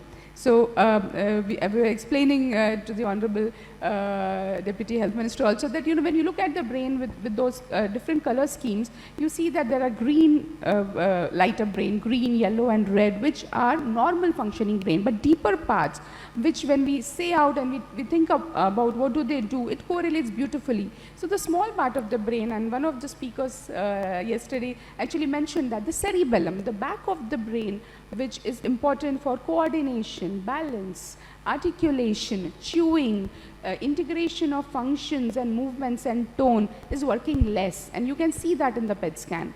The deeper parts of the brain, known as the medial temporal, which is responsible for understanding, learning, comprehension, socialization, emotional expression, this is working. And the middle part of the brain, which connects the two brain, known as thalamus, which is a relay center, is working less. So all of this is possible only through the PET scan. So through the PET scan, we can actually find out which parts of the brain are working less, and now we get an understanding as to why our children are unable to process information or unable to respond to a lot of training that we do. So advanced imaging has really helped us go deep into a better understanding of what is autism and what really is functioning less and what is lacking in the children. So to continue with what she said, there is new brain imaging technology, and here I will have to keep talking back to Honorable Minister Mulel that we will need this equipment in this country. This is an equipment called PET-CT scan. I'm not sure if it's available. It may be available. This is modern functional imaging, which actually tells us which parts of the brain in children with autism are not working. So if it's there, that's great. We can actually start, investigating and looking at our children. But what is functionally, as Dr. Nandini said, has been found. So if I were to divide our brain into an upper brain or a higher brain, which does the thinking, the intelligence, the executive function, and all of that. And then there is a little lower brain, the smaller brain called the cerebellum, and the medial temporal brain. This is responsible for the primitive instincts. This is responsible for, the basic reflexes that we have. Now, what we have found in our research, and we were the first to do this in the world, and we've published our work in a very prestigious journal called the World Journal of Nuclear Medicine. We have for the first time shown the world that there are parts of the brain that are what is called hypermetabolic or not working properly. And this corresponds to the symptoms. So now for the first time we know why our children cannot talk, why they cannot read and write, why do they have all the behavioral issues, why can't they make eye contact, why can't they, take care of their daily activities like, brushing, bathing, food, etc. Why can't they process information and comprehend? Because there is a part of the brain that's not functional. For example, let's say if any of you developed a fracture of your leg, would you be able to run? Would you be able to walk? You would not be able to stand. It's not your fault. It's just that if your leg is fractured, you can't walk, run and move around. But if your fracture was fixed, now you'd be able to walk. Now, this also answers a question that many parents have. Many of you will say, we have done all the rehabilitation possible and still our child is not improving. Okay, are there parents who will say that? There are parents who will say that, right? That we have done all the rehabilitation possible, our child is not improving because presently we are doing rehabilitation on brain that is not functional so much. But now there are medical technologies that can actually help improve this function. So understanding is the first step towards getting a solution. And today with the brain, the understanding comes from modern imaging techniques which include PET CT scan, MRI, EEG. MRI and EEG is available easily. But a combination of this gives us an insight. And once you have an insight into the problem, now you can find solutions. Thank you so much. I think that's wonderful. I have a question as you speak. Okay. So there is this brain, you've done your imaging, you've done the PET scan, you found there's something in the brain. I've heard there are new treatment modalities, hyperbaric oxygen, therapy, ozone. What is the role of those treatments in either treating or alleviating the symptoms of this brain?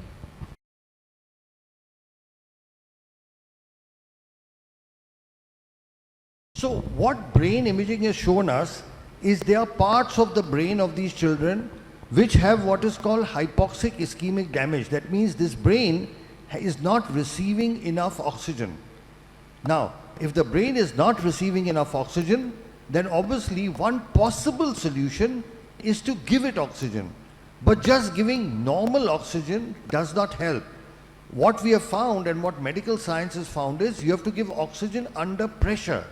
So right now, we are breathing oxygen at 1 atmospheric pressure, all of us. Okay? And when you breathe oxygen at 1 atmospheric pressure, only the red blood cells in your body carry the oxygen. In our blood, we have got red blood cells, white blood cells, and a liquid called plasma.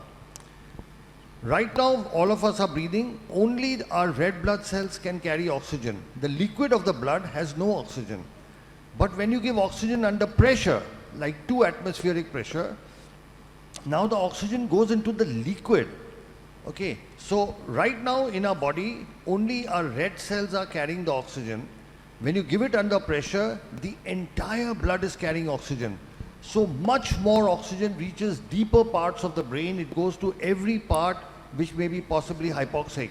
So there is this new technology called hyperbaric oxygen therapy.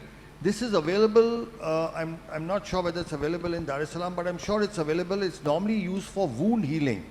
So far hyperbaric oxygen has been used for wound healing. But what we have found is when we use it for oxygen, when we use it for autism, there are significant improvements, especially when we combine it with many other treatments. So there are a lot of scientific publications that actually show the benefit of this. All this requires is a hyperbaric oxygen machine. It's not very expensive and it is very, very simple to maintain. Most government hospitals, medical colleges do have hyperbaric oxygen. The only thing is they use it for adults. We have evolved a protocol for children and we have successfully used it in several thousand patients. So we have this unique protocol where children with autism can be helped as well. Thanks. And is there, I'm asking as a parent, I know it's given in a chamber and sophisticated, environment. Is there a provision for a home-based hyperbaric oxygen? Yeah, so you do get home-based. The oxygen therapy we use, they are called heart chambers, where the pressure goes up to 2 atmospheric pressure, double of what we are breathing. You can get home chambers, but there the pressure goes up to 1.3 only. So it is a little better than what we are breathing right now, but not as good as medical hyperbaric. Also, those soft chambers are extremely expensive, and then once your child is finished, you don't have any use for that. But you can give home hyperbaric, but the pressure is much less. It's 1.3, whereas we need between 1.8 to 2. Okay, thank you. Thank you very much.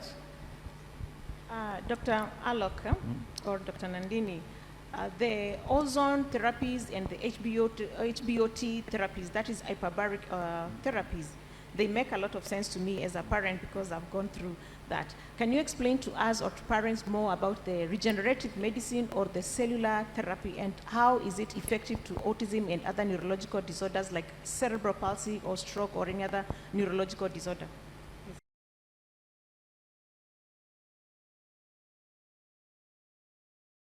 So basically, the human brain is the only organ which on its own does not regenerate. What do I mean? Suppose your skin is cut.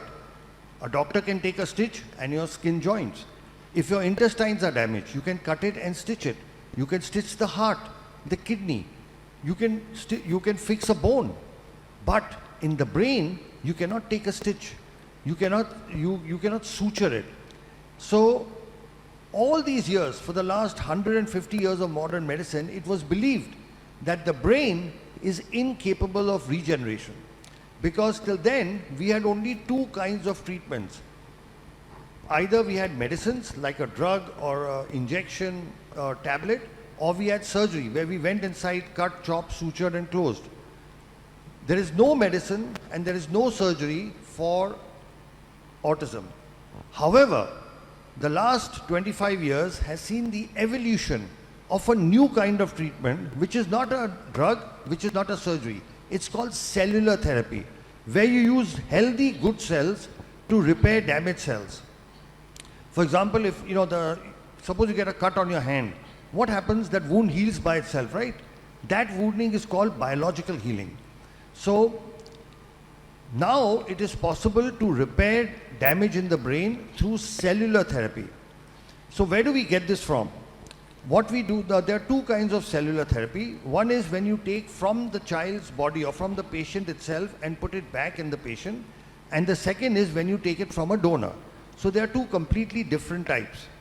Now, the treatment that we do, we take from the patient or from the child. And what we do is, just above the hip bone, there is something called the pelvic bone, where we put a needle and we take out the liquid in the needle that is called bone marrow. It's a very simple process. It takes 15 minutes. The child is given local anesthesia and sedation, so the child experiences no discomfort.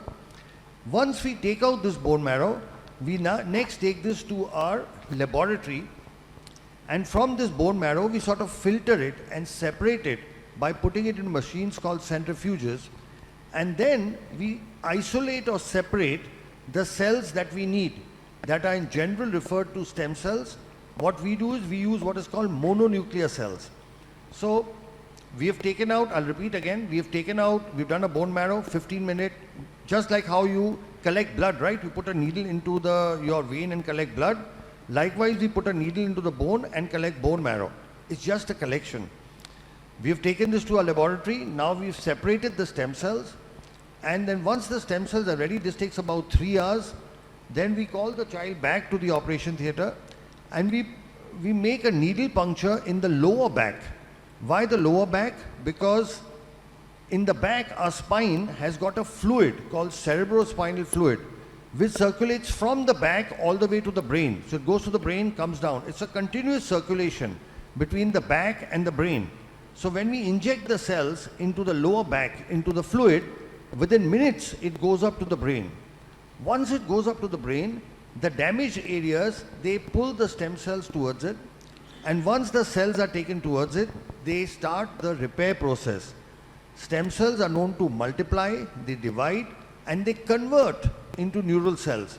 And we have done all this, between 1998 to 2008, for 10 years, we did work in the laboratory and we worked with animals. And we first showed and proved that these stem cells can convert into neuron cells and that they can repair the damage. So in this whole treatment, if you can see, there are only 2 needle pricks. With one needle we take out, okay, then we separate the cells, and then with a simple needle we inject it back. And what are we injecting back in the child? The child's own good and healthy cells. There is nothing from the outside. There is no chemical. There is no any artificial thing.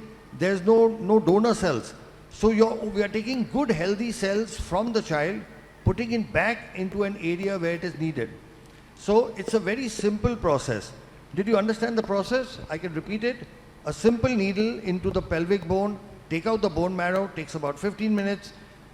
Take the bone marrow liquid, take it to the laboratory, filter it, separate the stem cells, and then call the child back and inject with a very thin needle into the lower back spinal fluid from where it travels to the brain. So the beauty of this treatment is it is so simple.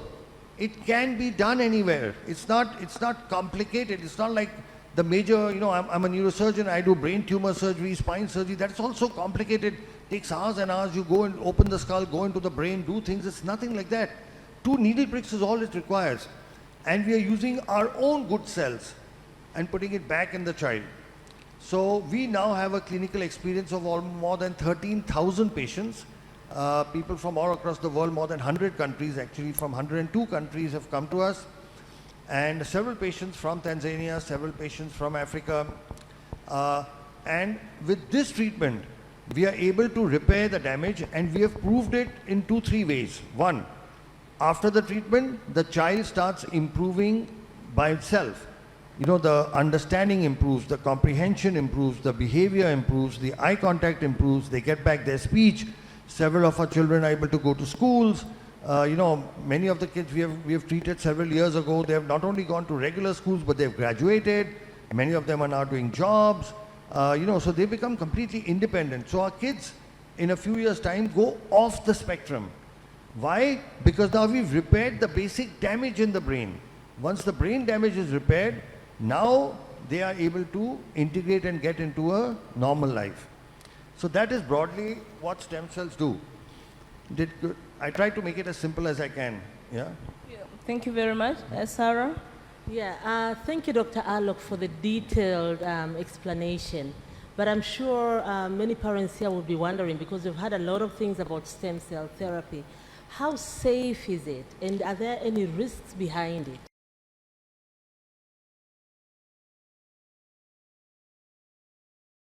So that's the most wonderful thing about the treatment. It is 100% safe. Why? Because we are not operating. We are doing just 2 needle pricks. With one needle we are taking out, with one needle we are putting back, and we are using the child's own natural healthy cells and putting it back. So there is no danger or no risk. Now the only possible risk, and we have published this as well, is in children who have epilepsy. Epilepsy is convulsions, you may be aware, where there is a past history of epilepsy. In 3%, it's a small ratio, but it's 3% of the children can develop epilepsy after the treatment. But if it does happen, it is treated with medicines and it can be controlled. This risk is not there in children who don't have epilepsy. So in children who have epilepsy, there is this 3% possibility. Otherwise, it's a completely safe treatment. We have a 0 risk of infection. We have no patient so far who's become worse than what they were before. As a parent, your main issue will be, my child should not become worse than what he is. So about that, I give you an absolute guarantee. And they're very strong words. A guarantee that a child will not become worse than what he is. He will not lose any skill that he already has. He's only going to improve. My question following that, again, thanks Sarah for that excellent question. I think that puts a bit of anxiety down. But in what age groups do you get the best results? Or who is the youngest patient? What's the age of the youngest patient you've dealt with? But also I want to know what age groups we should be targeting to make sure we maximize the benefits of stem cell?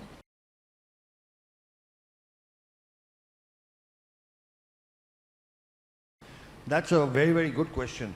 So what our research finds is that when we treat children below 5, they have the best possible results. Now here there's something very interesting, you know, we have a doctor from Kenya, from Nairobi. He's a pediatrician, and what he does is the moment the patients are diagnosed at 2 years, okay, he sends all the patients to us for treatment at 2 years. And we will be able to reverse the autism in all of them because they've come to us very early. What our own research shows is that the earlier you treat, the better it is. Now the thing about autism is you don't make a diagnosis till about 1.5 to 2 years. So our youngest child is 18 months. We have several children we've treated at 2 years, 2.5, 3 years. We've also got children we've treated between 5, 10. The oldest I've treated is a 38-year-old boy. So now there is a wide range, but like in any other, you take any other disorder, any other, what we don't consider autism a disease, by the way, so I don't want to compare it, but any other disorder, the earlier you treat, the better it is. Okay, if you have diabetes and you start exercising and shift your diet, you can cure it without tablets or insulin. But if you start treating it late, then you need insulin. All right. The same thing is true of all diseases. The earlier you treat, the better results you get. And here is the problem. Everybody keeps saying to wait, you know, that wait till this treatment is more established. But the longer you wait, the lesser results you get. And the results of this doctor, this wonderful gentleman doctor from Nairobi, has clearly shown, and he's actually analyzed the data. You send children at 2 years and you can almost completely reverse the autism. Thank you. Let me ask, you're talking about a doctor from Nairobi who sends patients as young as they are 2 years old. Why is it that we go to some clinics or some therapy institutions and we find that stem cell is not recommended?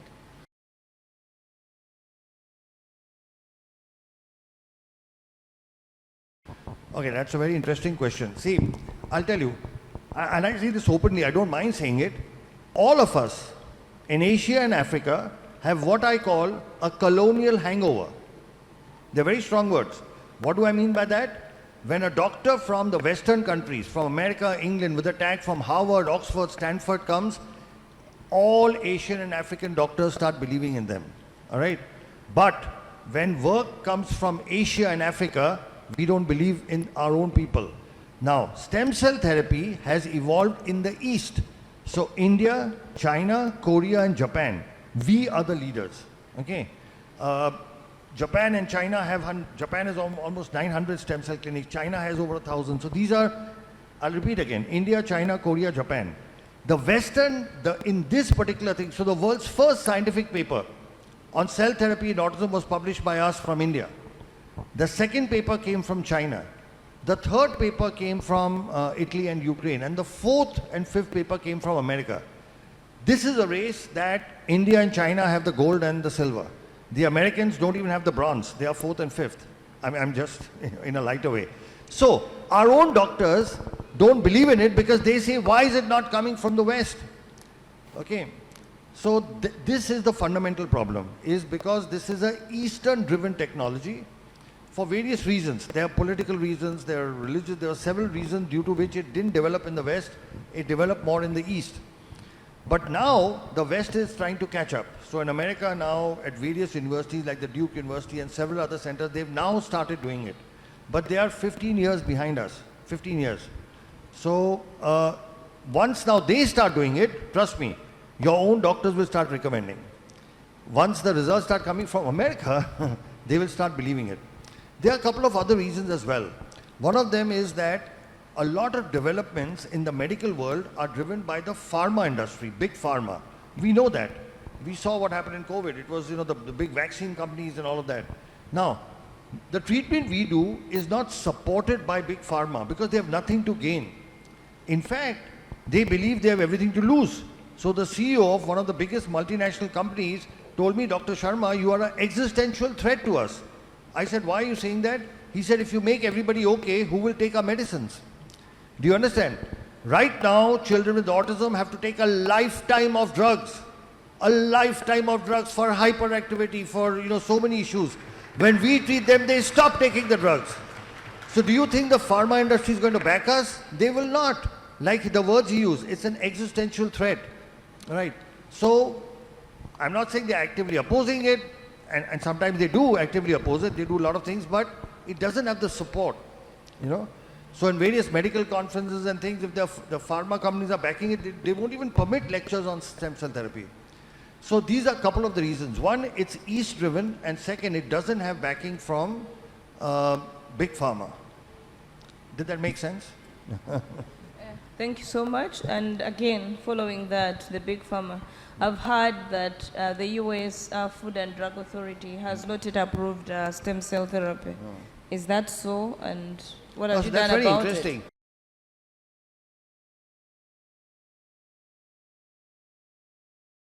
Because like I told you, stem cell therapy has got autologous as well as things which are manufactured by companies and sold as donor.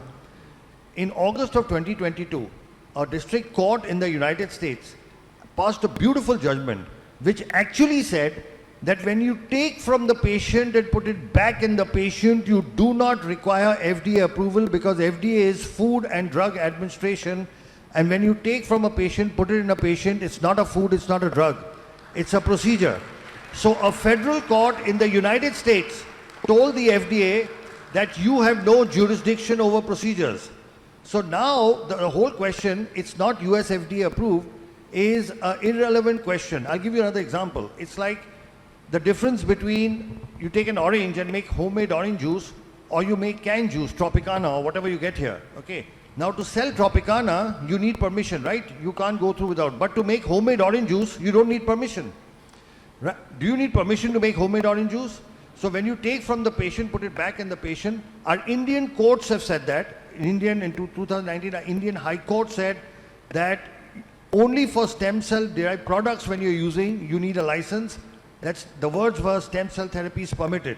And a recent court judgment, because there are people who oppose this work.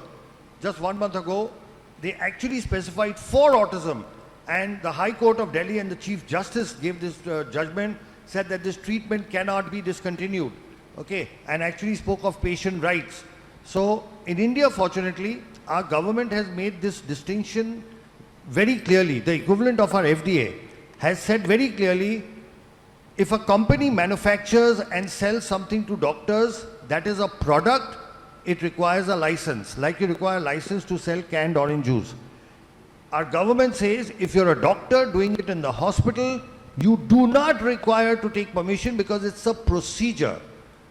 Procedures don't have an approval pathway. A product has an approval pathway. They are two separate things, a product and a procedure. So this is something which the Indian courts, the Indian government has said for a long time. Now the American court has also said the same thing.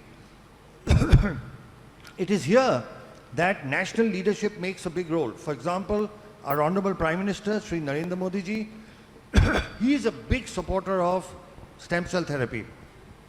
When he became Prime Minister, in his first address to Parliament, as to what his government will do, they included 5 areas where they will focus on research, and one of them was stem cell therapy. The other was nanotechnology, thorium research, but one of them was stem cell therapy. When he went to Japan, Honorable Prime Minister Sri Narendra Modi took time off and went to the stem cell laboratory of Professor Yamanaka, who won the Nobel Prize for his stem cell work. We are very fortunate and blessed that the Honorable Prime Minister Sri Narendra Modi ji has written a personal introduction for a book that we have authored. There's a book that myself and Dr. Nandini have authored on a disease called muscular dystrophy. And Sri Narendra Modi ji has written an introduction for that book. So what happens is, when you have the national leadership on top supporting something, it gives courage to the doctors to go ahead and practice it. The Honorable Health Minister Mullen was asking what needs to be done before the equipment, okay, before the infrastructure. The government has to make policies and rules, and we'll share with you some of which are there from our country, so that other doctors have become comfortable in doing this. Then there is, of course, need for awareness. then of course there is infrastructure, and then there's training. And like I said, training is something we offer at no cost at all to different, we already do it. We already do it for people from different parts of the world.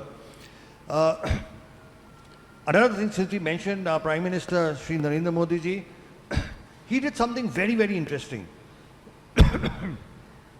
There was a word for disability in our Indian language that was Viklang, which translated meant disabled, unable to do. It is a negative term. Viklang means you cannot do, somebody who cannot do things. And he officially changed the local word for disability from Viklang to Divyang, which means specially gifted. So officially in India now, you cannot use the word Viklang, which had been used for the last 100 years. You have to say Divyang, which means specially gifted. Now, in this one simple change of words, the Honorable Prime Minister has shifted the focus to what these children can do and not what they can't do. Now, this is so important because this change in mindset, and this comes from the top. When it comes from the top, it percolates down. It gives inspiration and motivation for people to get into the field. It gives inspiration for people to set up rehabilitation centers. It gives motivation to set up special schools. Because the rate at which this autism is increasing, we will have, like it was mentioned in, I think, Sara, you mentioned in your talk, the most accurate figures for autism come from America, from the US CDC, which says that 1 out of 36 children have it. Last year, it was 1 out of 44. And before that, it was 1 out of 53 or something. And before that, 1 out of 66. So if you read, and these are not our figures, the US CDC's figures. The graph is going up like this over the last 10 years. By this ratio, next year it will be 1 in 15. And the year after that, it may be 1 in 5. These are the most accurate figures in the world.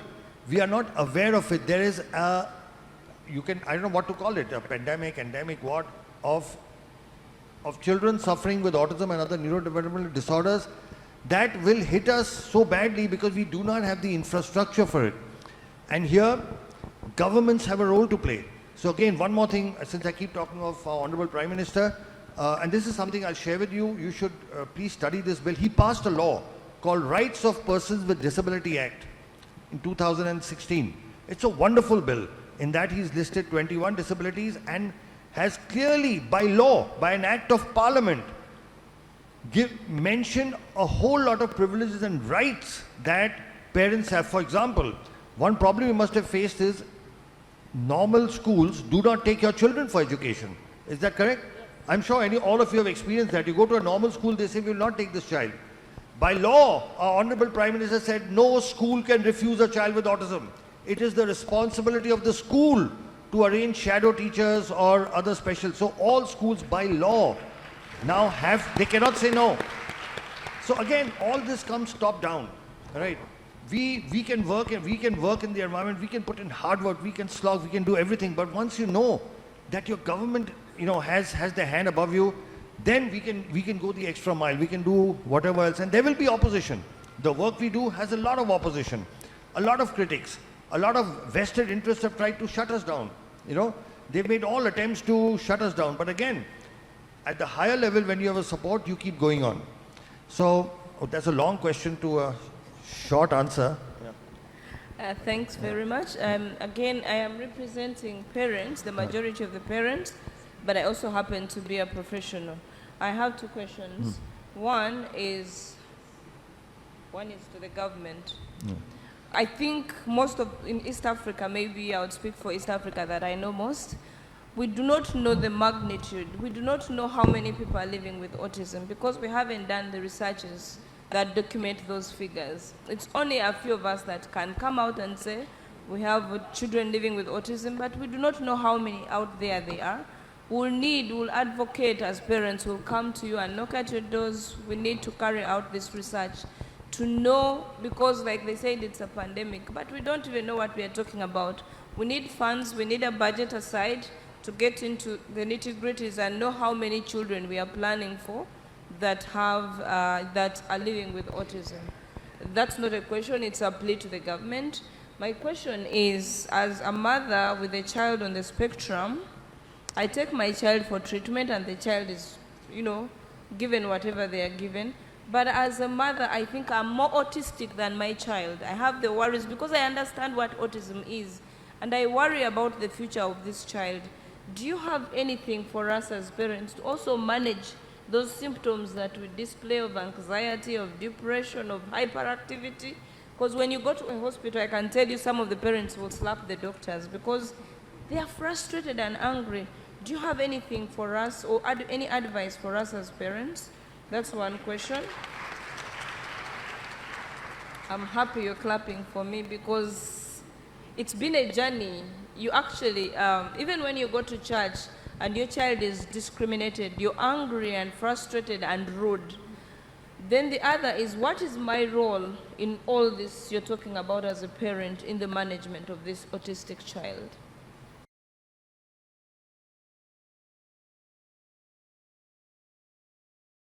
Okay, I think that's the single most important question you've asked, because you are asking what is the power within parents? What can you do at home? And I think that's a very, very important question. So let me start with, there could be multiple answers to this, Dr. Olivia. First, I want to appreciate and thank you for coordinating this, because you are a parent as well as a doctor. That's why I think they've decided to keep you in the middle. You have parents there and doctors here.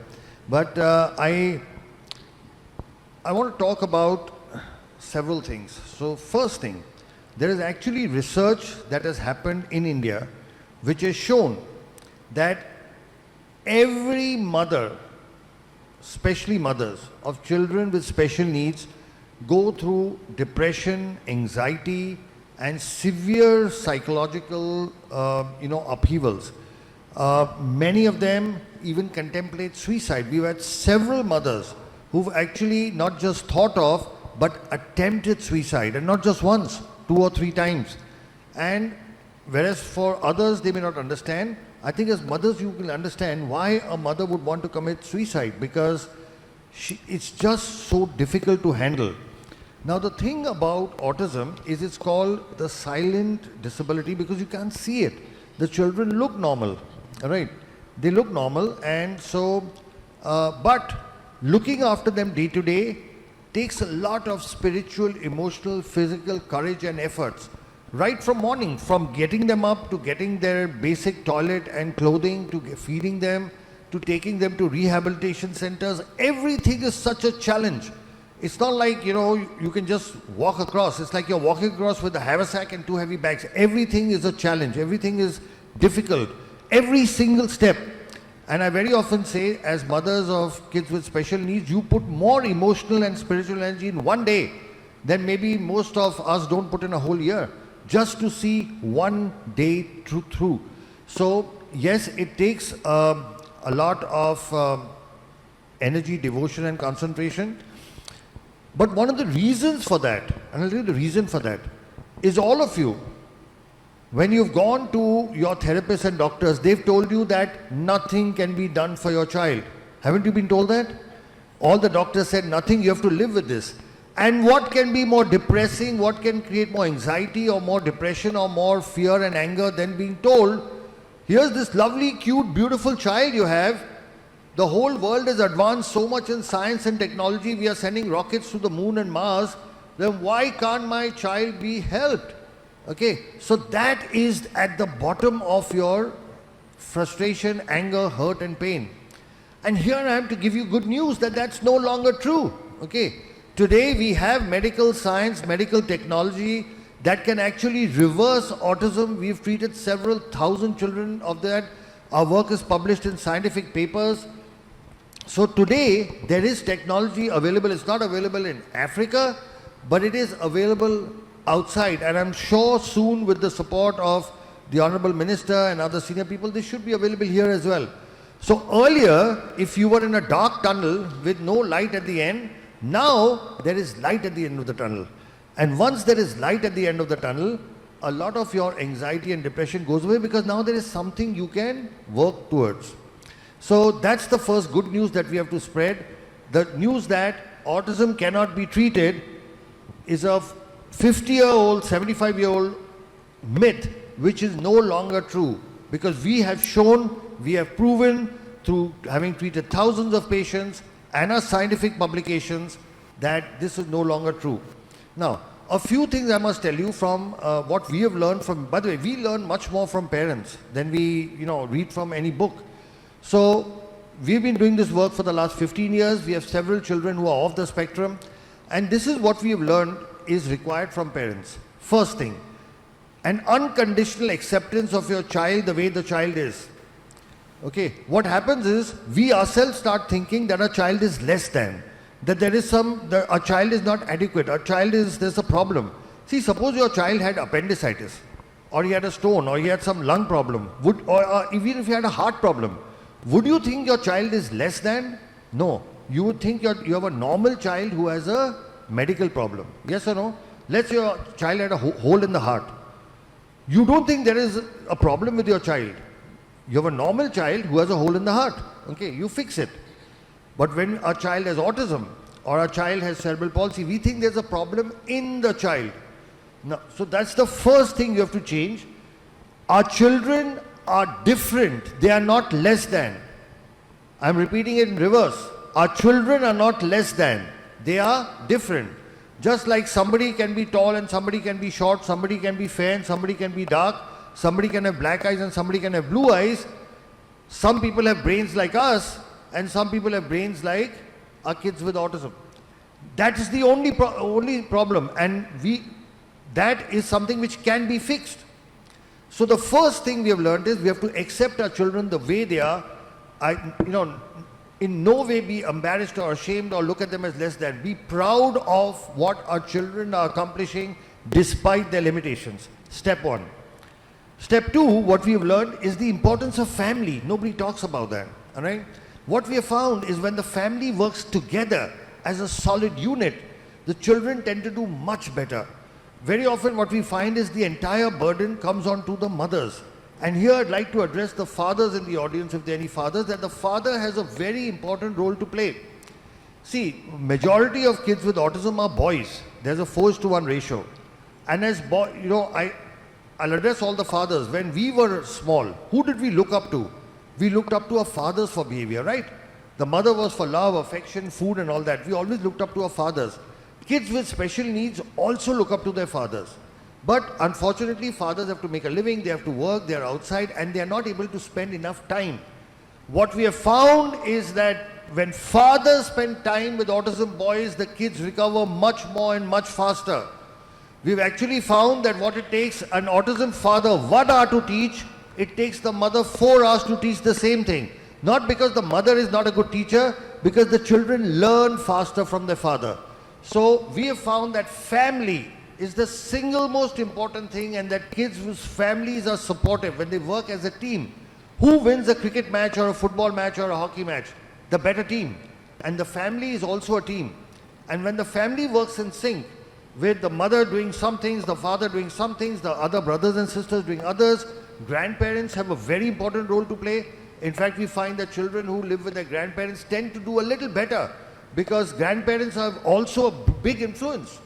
Our Honorable former Prime Minister, grandparents have a very important, we've actually found this, that kids who stay in joint families with their grandparents tend to do overall better, because a grandfather's love and a grandmother's love and the teaching is different from, I'm not saying it's better or worse, it's just different. So family as a unit is extremely important, So I spoke of unconditional acceptance, then I spoke of family working as a unit with fathers needing to give time. We do everything else. You supply your child with all the money and all the facilities, and you pay for everything. But what your child needs is your time. If you can just keep 2 or 3 hours aside every day for your child will do very, very well. Then what we have found is, from a medical point of view, if you take a combination of our cell therapy, hyperbaric oxygen, and rehabilitation, we find that this helps in getting the children to a normal life much faster. Now, what is the role of all of this? The brain is like a computer. A computer's got hardware and a computer's got software. Cell therapy fixes the hardware only. Software comes from rehabilitation and software comes from the family, because that is what trains the brain. So a combination of cell therapy and oxygen therapy which fixes the hardware, of rehabilitation and a good environment at home that fixes the software, and our children will be able to recover. So this is the next thing, the medical treatment. Then apart from this, there is something very special we found. We found that almost all these children have some special ability or the other. Okay, but it was not seen till you did cell therapy, because now the brain was partially damaged, and so you could not see what is special. What we have found is, once we repair the damage in the brain with our cell therapy, now you can start seeing the special abilities. And we have kids who are brilliant in numbers. There are kids who are, running at the age of 11, running chemical factories. We've got, if I tell you some of the things, you'll not even believe them. We have a child who can actually read your mind after. A child who, after STEM therapy, has improved to the point that if you think of a number, the child can actually tell you what. And they are amazing ability. They're called savants. There are kids who you tell them any date in the future. Any date, you say 23rd July 2030, and they will tell you in an instant what day it is. It's Wednesday. And I don't know if you know, but Elon Musk, the world's richest man today, had autism. You can Google him. He talks about his autism. But this man changed the world. Albert Einstein had autism. Okay? But this man, and he could not read, he could not speak or read or write for very late in life. And then this man changed the world. Several of our tech geniuses, they don't have autism, but they've had difficulty in studying, learning, Bill Gates, Steve Jobs. They never graduated from college, all right? But these are people who changed the world. Leonardo da Vinci is believed to have had autism. So these are exceptionally gifted people. So the one thing that you have to do, see, you are talking about bringing your children to normal. I'm saying once you get, they do exceptional things. They do the most brilliant things. And that is proven by already. Look at Elon Musk. He talks about his autism. He doesn't hide it. He says he had this, but he changed the world.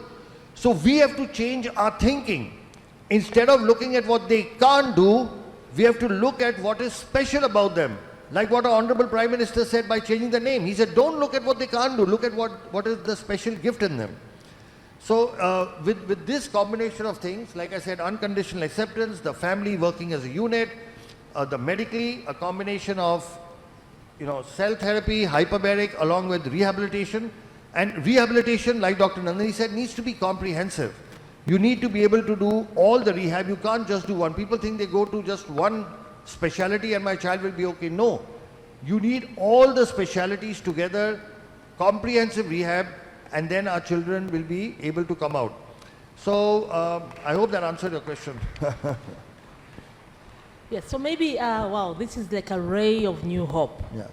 I'm sure all the parents here, some of them who might have lost hope, but with everything that you've explained, it's actually truly inspirational.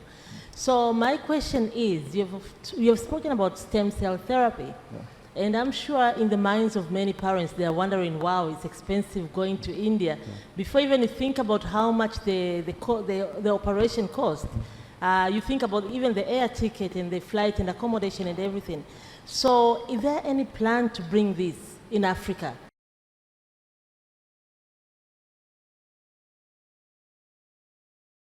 Yes, so we are very clear. We want to have a facility set up in Africa, and we are actually keen on, so we've actually shortlisted between Tanzania and Kenya only because they are English-speaking, direct connection to India.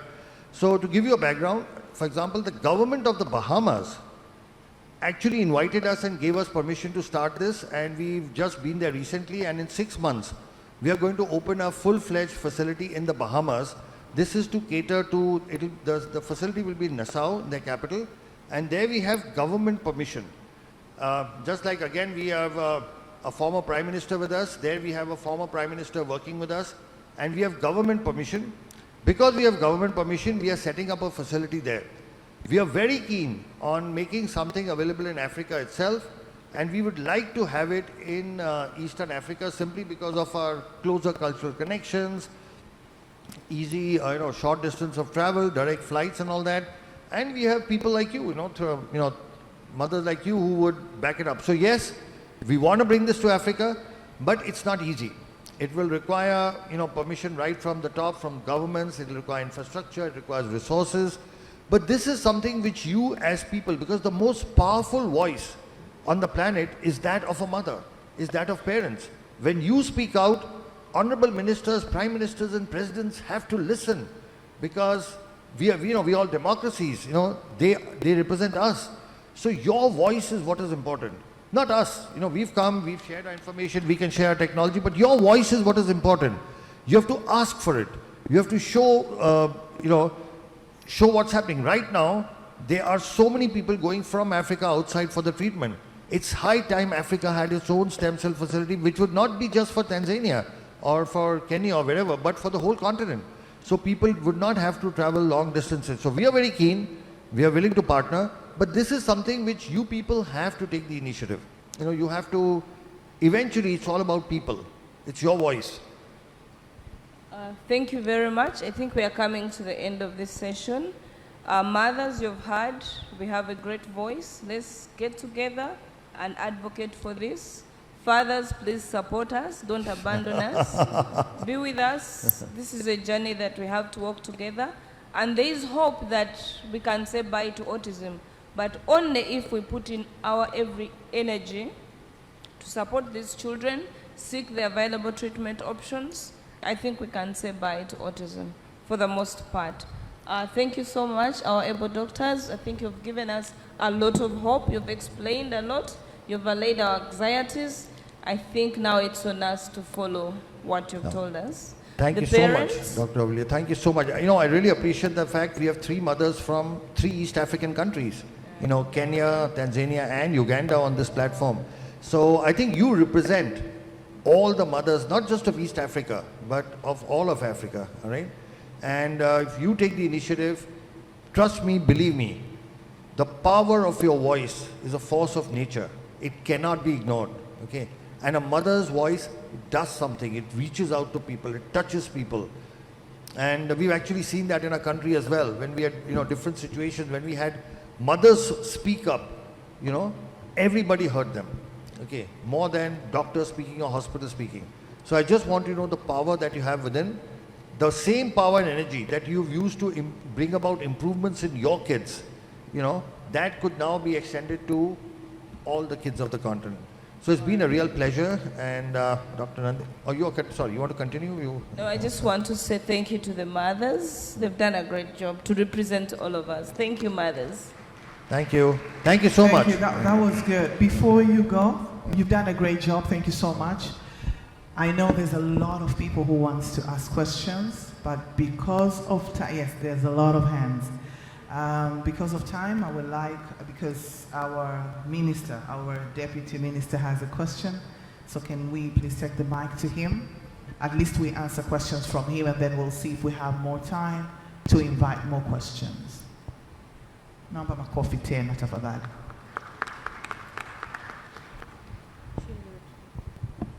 Karibu sana mheshimiwa. I don't think it is a question, it's just good news perhaps. He said, I know Professor, he said about the PET-CT scan, if we have in the country. Yes, we have. It is in Ocean Road, okay, our Cancer Institute. So actually last month they completed it to connect it so that it can start function. We expect this month it's starting to work. Very good. Yes, so we have that. So it's a good news to the parents when we are talking about PET-CT scan now we have in the country. Another thing is hyperbaric oxygen machine, you said. Yes, we have it in Muimbili. Yes, in 2 weeks it will start functioning. So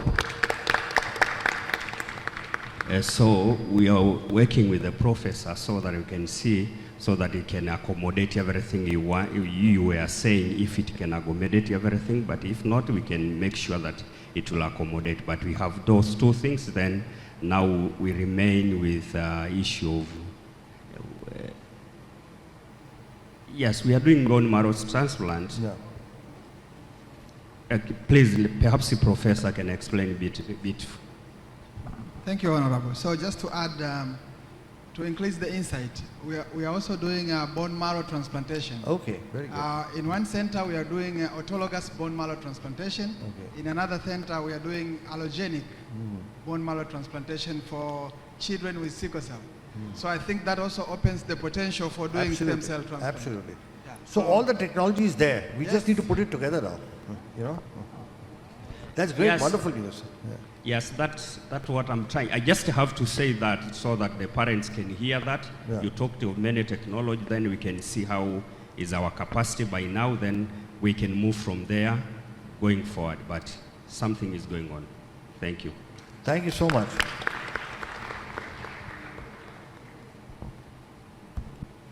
Okay, thank you so much, our dear Deputy Minister of Health, for the additions. And I would like to also, with due respect, call you, Honorable Deputy Minister, to come on stage and give these beautiful people something that we've prepared for them. So please, if you don't mind, kindly come on stage. The panel discussion was great. Thank you so much.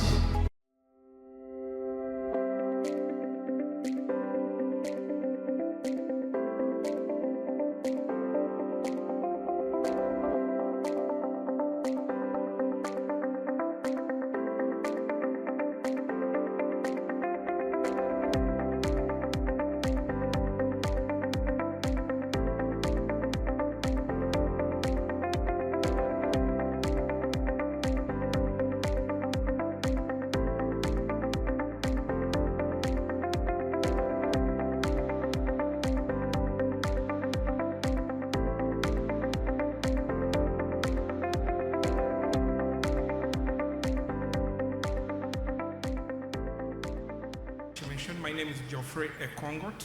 I'm the chairman of Autism Society Uganda. It's an honor to be here and to play this role on the International Day of the World Disability Day. I now take the honors to welcome Tom Land.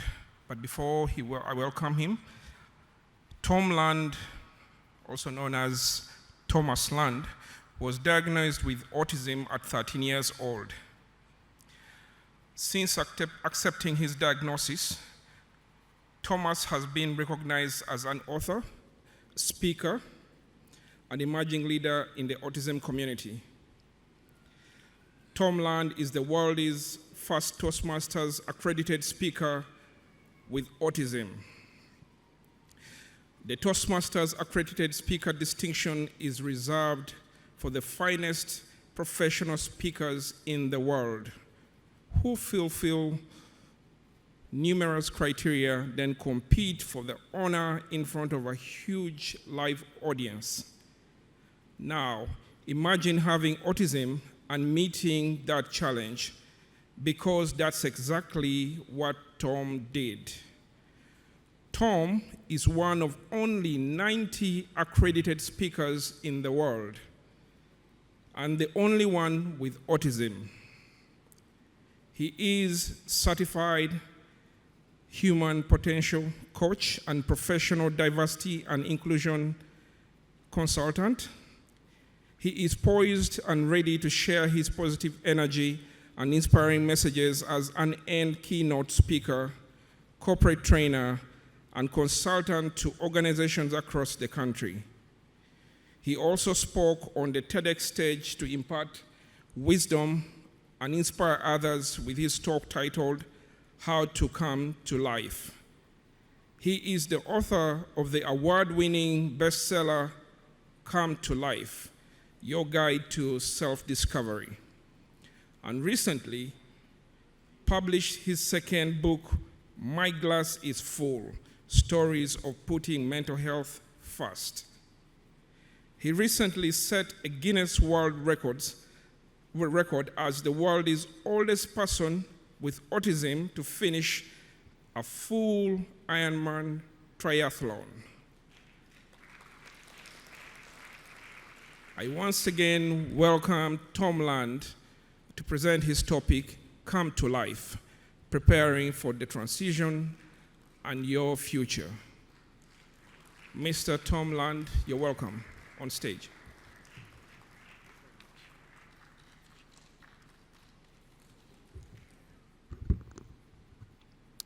Hello, everyone. Thank you so much for having me today. It's an incredible honor to be in your presence at this conference, and it's actually something I wanted to share.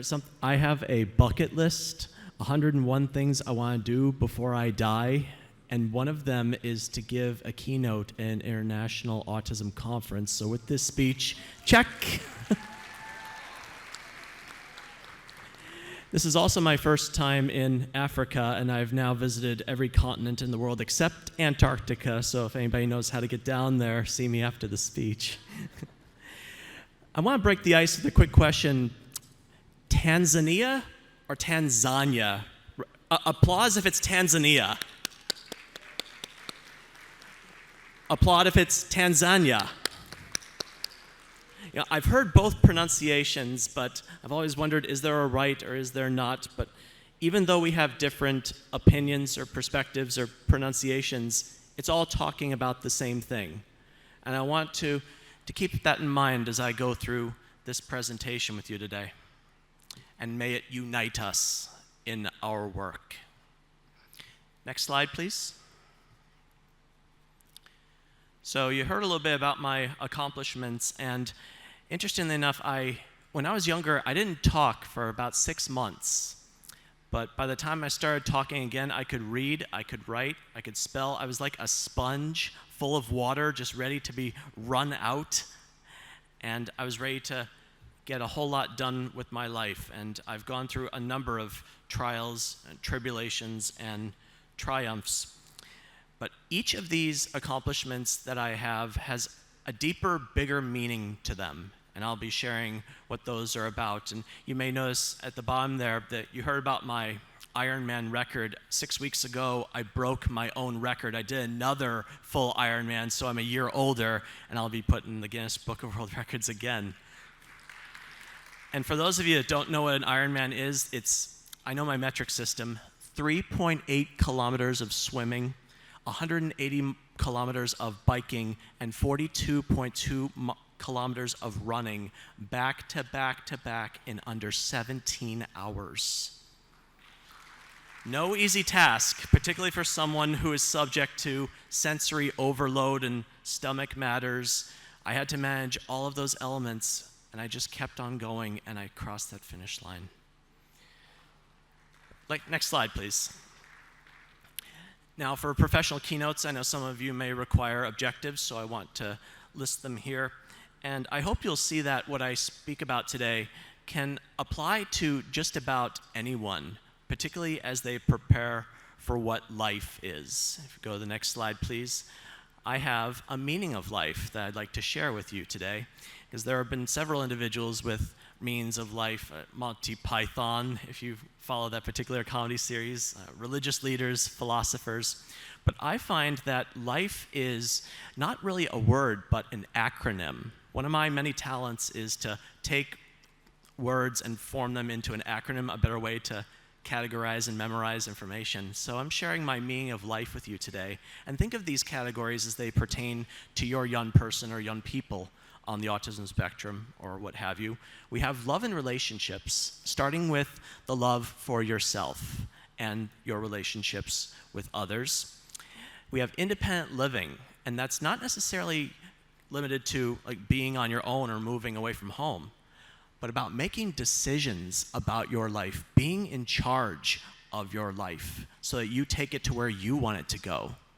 Then there's the F, which stands for further education, not limited to college or a university or a degree or diploma, but keeping an open mind, having awareness of what trends are going on in the world, and also being mindful to what other people have to say. So you have the most information you have to make an informed decision.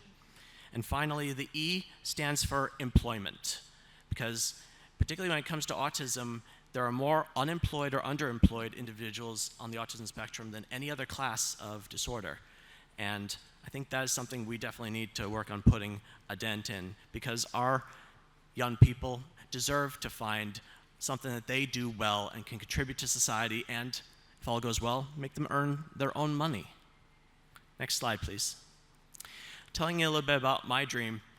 Right around the time I got diagnosed, I knew that I loved Star Wars and I was good with numbers, and I told my parents, I'm going to be George Lucas's accountant.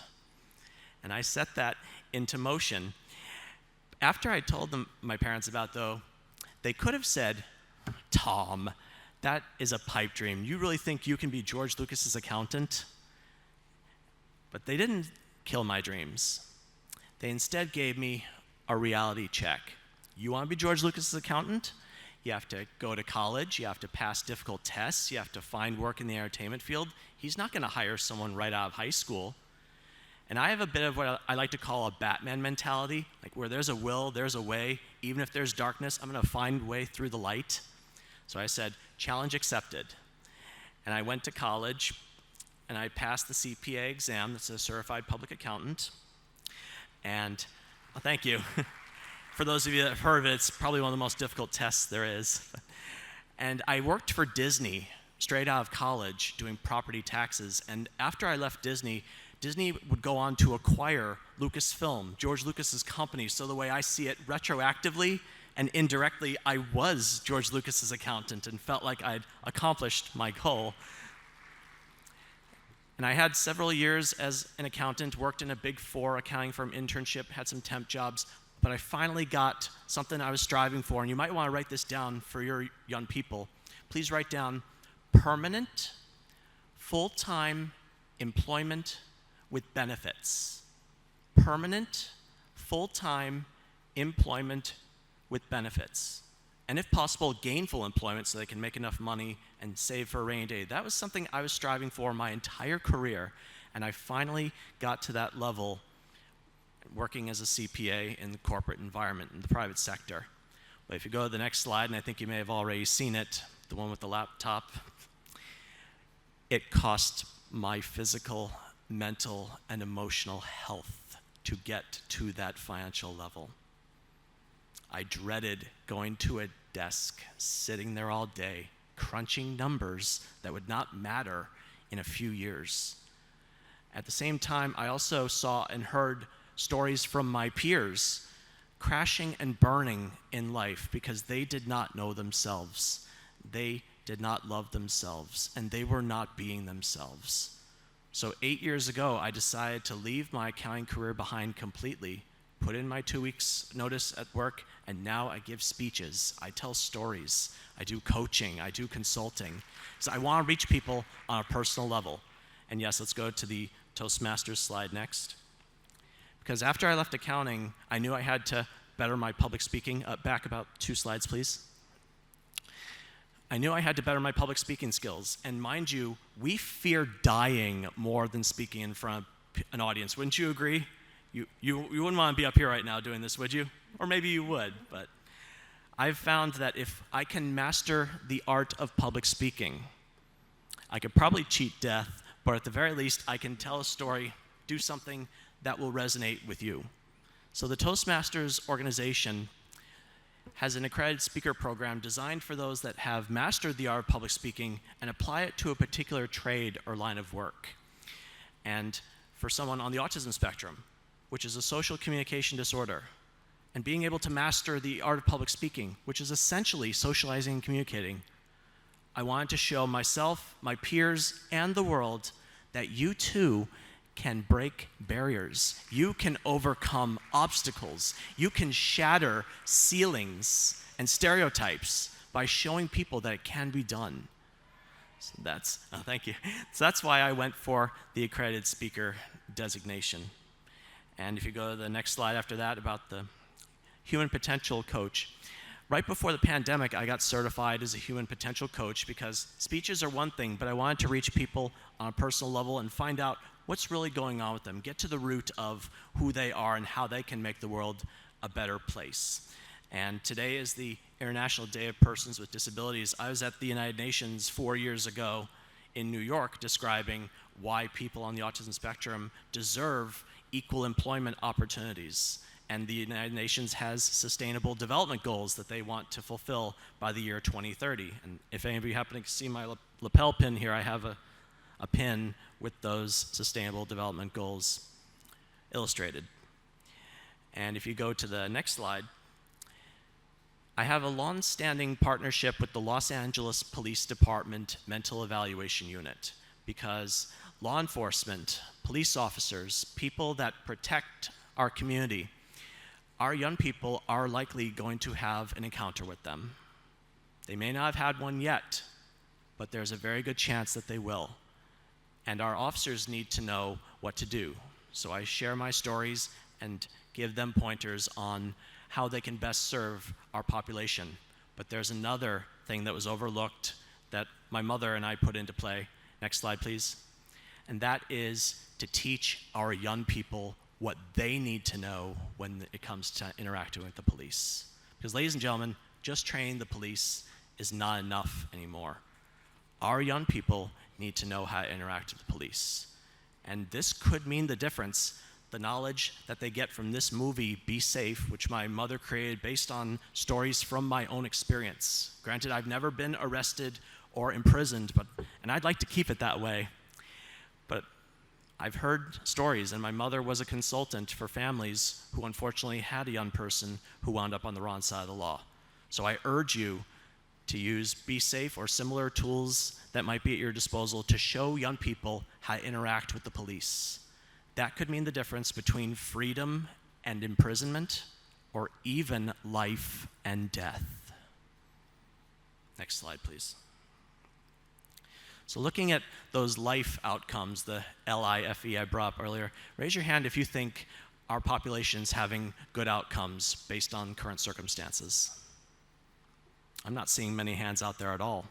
And that's kind of the point, because if you go to the next slide here, particularly when it comes to becoming an adult or accepting a high school diploma, those seem to be, at least in the United States where I come from, the things that make the services amongst our young people just disappear. They fall off that cliff. They were getting services in school, but once they become a legal adult or get that high school diploma, it's like, you're on your own, goodbye, good luck. And that's not right. Because if anything, autism does not disappear when you turn 18 or get a high school diploma. If anything, adults need more services than most. They need that support. It is a lifelong condition. And we can do better to support our adults as they grow up and walk through life, figure out who they are, what they want to do, and how they can make the world a better place. Next slide, please. So how do we empower individuals with autism and improve those outcomes when it comes to life? And that brings us to the next slide, which is a book that I wrote called Come to Life. After I left accounting, my mother and I put our heads together and decided to write a book sharing my secrets to success. Because a lot of times people are lost when it comes to what's out there for them, or when they turn 18, it's like, now what? And when I started college, I had a huge realization that there were so many choices that had been made for me, like my classes were decided for me. I was now at the point where I had to be the one to make decisions. Ladies and gentlemen, life doesn't come to you. It's up to you to come to life. And that's why I named the book Come to Life. I think too many of our young people are sitting back at home waiting for some kind of miracle to just drop into their lap. You have to be the one to go out there and find what you're looking for. Pursue the success and the life that you crave. Nowadays, those go-getters are being the ones that go out there and make things happen. They are the ones that are taking charge and being the change they want to see in their lives, as Gandhi would say. So I explained to my peers in the chapters of Come to Life, which I'll be going over with you today, how they can be their best selves. Next slide, please. Beginning with chapter 1, driving your life forward. Now, mind you, you do not have to know how to drive or operate a vehicle to drive your life forward. Wouldn't you agree? But as far as where you are in the car of life, if you will, you could be in the driver's seat, you know where you're going, you can get yourself there. Or maybe you're in the passenger side, you have an idea of where you want to go, you're telling someone else to help you get there. Or maybe you're in the back seat of the car. You don't know where you're going. You may not even care where you're going. You're just along for the ride. Raise your hand if you think your young person's in the back seat right now. Okay, we've got a few people, but really what Come to Life is all about is about getting our young people out of the back seat and at least into the front so they have some say in where their life is going. That is the foundation for success. Next slide, please. Now, one of the first questions my mother asked me as we were getting this book together, she asked me, if you could tell your peers one thing, what your secrets to success are, what would it be?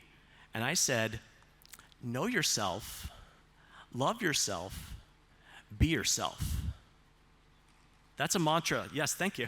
That's a mantra that I created and I live by to this day. And we have a term in our family called video talk. When I say something I heard in a movie or a TV show, and my mom asked me, was that video talk? Did you hear that from somewhere else? I said, no, that came from up here and in here. And it's what my message is to my peers, and I think the world as a whole. Know yourself, love yourself, be yourself. That sets the tone for what comes next. So as far as driving your life forward, and then we get to the 3 elements of that mantra. Next slide, please. Starting with knowing yourself. Aristotle said, knowing thyself is the beginning of all wisdom. And this is particularly true when it comes to a diagnosis or a condition you may have. Raise your hand if you have not told your young person about their diagnosis. Really? All of you have told your young person that they have autism and they understand it completely? That's pretty impressive. But in some cultures, they do not tell their child about their diagnosis. There could be many reasons for that. Parents might be in denial. They think it'll crush the kid's spirit or self-esteem.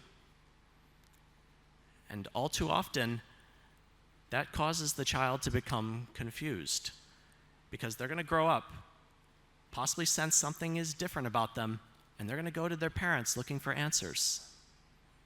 What's going to happen then? And if the parent knows about it and doesn't tell the child about it, how's that going to help the relationship or the family dynamics?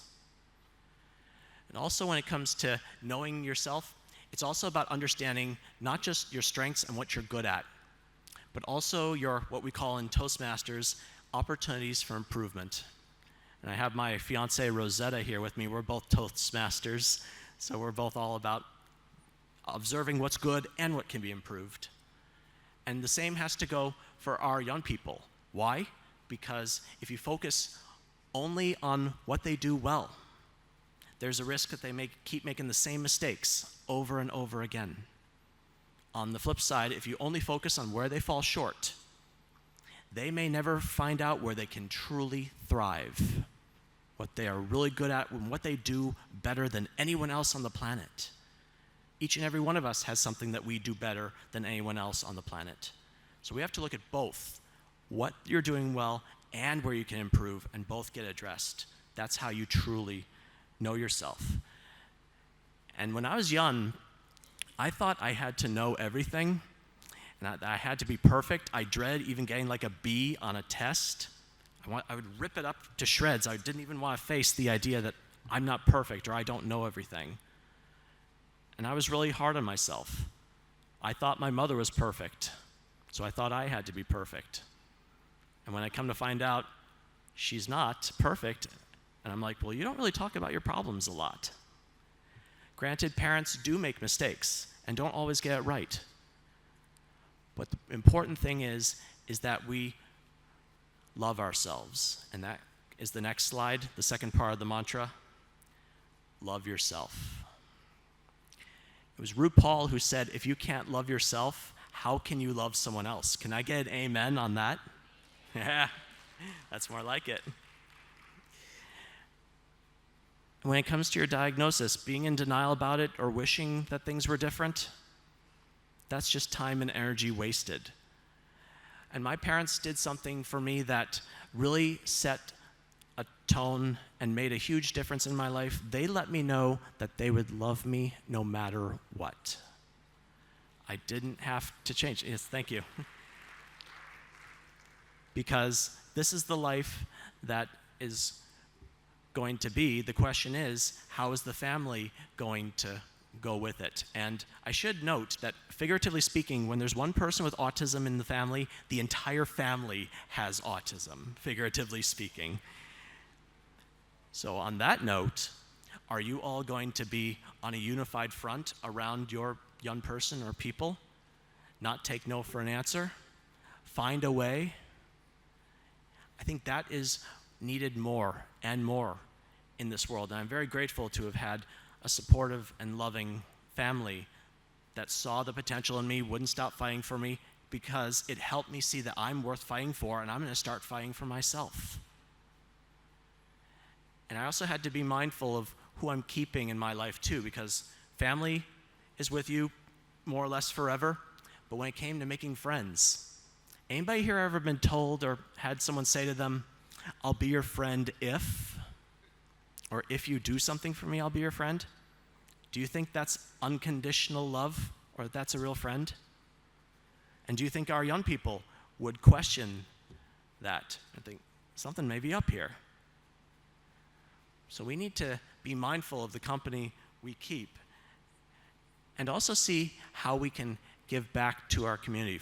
Particularly for those that might have difficulty finding and keeping a job, community service, volunteering in nonprofit organizations. I did that for a number of years. I still do it to this day, and I make a difference. So being able to give back to your community is another part of loving yourself. And something I had to be mindful of is I grew older and had to weed out those people who maybe not were true friends or wanted me to be something different. That brings me to the third part of the mantra, if you go to the next slide, which is be yourself. It was Coco Chanel who said, "Beauty begins when you decide to be yourself."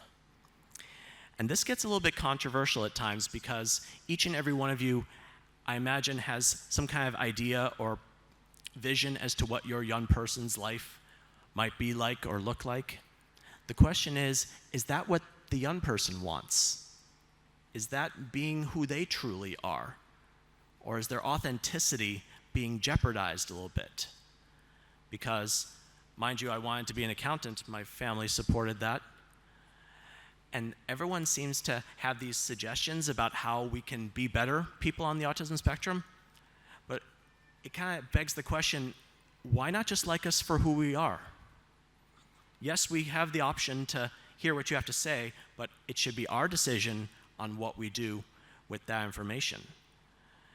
And if, like me, you understand the value of input and how it can help you become your best self, there's being yourself and there's being your best self. That could make a difference too.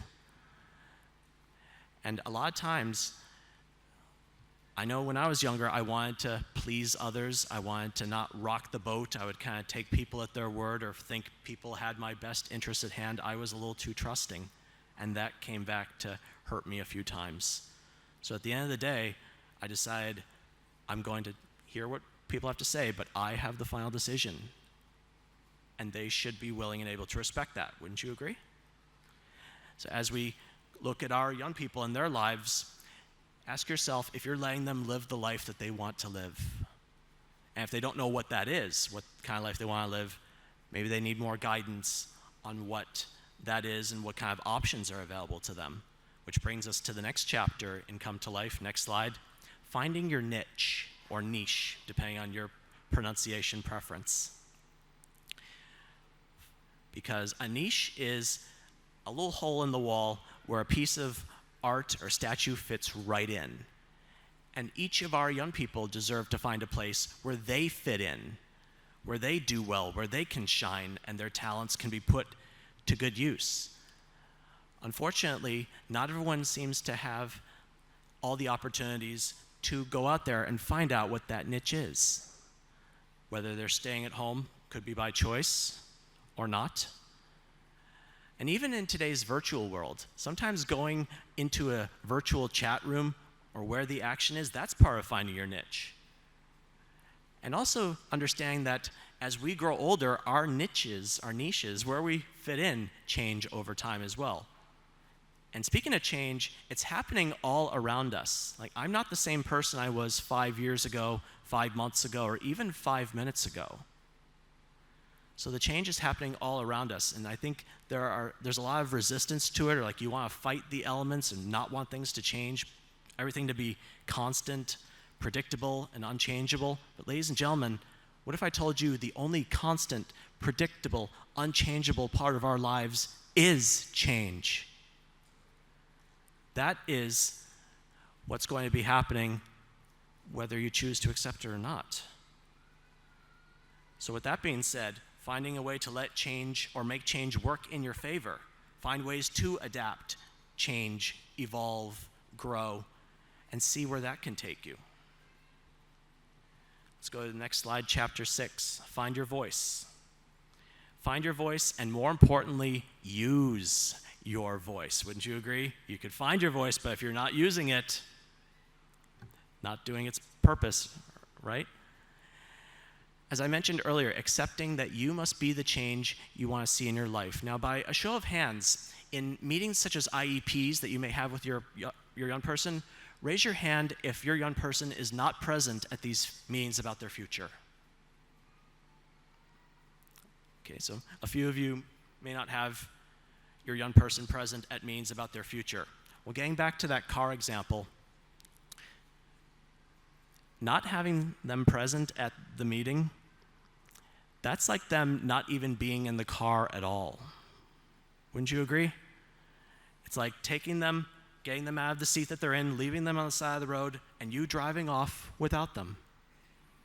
And they may or may not have the tools to call an Uber or follow you or catch up or call for help. It's like leaving them in the dust. And parents, you are your child's voice now. Who's going to be your child's voice after you die? A family member? An elected representative? How about the young person themselves? And I want to really make sure that even those who may not or have difficulty speaking, they can still find a way to communicate. Just because someone isn't speaking doesn't mean they don't have something to say. Do you agree? Let's go to the next slide. Now, when it comes to speaking and reading, my mother wrote a book about reading comprehension called Drawing a Blank. This is available on Amazon, and I want to encourage you to have a look at it as far as in connection with further education. How people on the autism spectrum, while they can read the pages or the words on a page, they may not always know what the words mean or understand how it applies to life in general, or maybe a lesson to be taught. So that's something to be mindful about as you look at your children, your young people, looking to read, and more importantly, understanding what they read. Because that is a large part of being a productive member of society and understanding how they can better themselves as a whole. And let's go to the next slide. I'm starting to wrap up a little bit here. But the overall conclusion of Come to Life is I believe each and every one of us can be the hero in our own lives, particularly our young people. They have struggles, they have failures, but there are also successes and triumphs. And isn't that part of what being a hero is about? You fall down, but you find a way to pick yourself back up and keep moving forward. I know I had to do that when I was doing the Ironman triathlon. If you go to the next slide. I actually failed finishing an Ironman twice before I finally did cross the finish line for the first time. And I heard the other day that we need to walk the walk more, but I swam the swim, I biked the bike, I ran the run. And I actually want to pose a little bit of a challenge out there. See, I'm going to be 40 years old next Thursday, 40 on the 14th. So if there's someone, it could be in this room, maybe listening live now, or someone who hasn't shown themselves yet, I want to see if there's someone over 40 years old on the autism spectrum that can finish an Ironman and beat my record. So that's my little challenge I want to put out there into the universe. And I'm happy to give you some pointers of what you're in for. But I believe each and every one of us can be more than even we think we are sometimes. Because there were times I wanted to quit that race. But I thought to myself, there's someone who's going to see this finish and is going to put it into their survival guide, and they'll think, Tom went a little bit further, I'm going to go a little bit further too. Next slide, please. Because that victory awaits you. Yes, times are tough. There are struggles. You may not always get it right the first time, but what are you learning? What are you doing to change the circumstances, make things different or better the next times around? Each and every one of us can do better when we commit ourselves to that perseverance and the change we want to see. And if you go to the next slide, I encourage you all to see how Come to Life, it's available on Amazon, can help you come to life physically. Go to where the action is, whether it's in person or online. Come to life mentally, be able to pick yourself up and keep moving forward, even if you fall multiple times. Come to life emotionally. Take charge of your happiness and well-being rather than leave it in someone else's hands. And come to life spiritually. Not so much in the religious sense, but giving yourself to a cause or an ideal bigger and greater than yourself. That will help make the world a better place. Raise your hand if you want this for your young people coming to life, physically, mentally, emotionally, spiritually. That's what I like to see, all those hands. So next slide, please. I relisted those objectives for those that were interested in seeing them. And next slide, revisiting my life definition. I saw in a breakout presentation yesterday, it said, we must not prepare the road for our children, we must prepare our children for the road. Because I have a belief that the world is simply too big to change for one person or one small group. But look what we have here. One person, one small group can change the world. So I encourage you to go out there, give yourself to an ideal, put your young ones on the forefront, and let's create wonderful, beautiful lives for them. Next slide, please.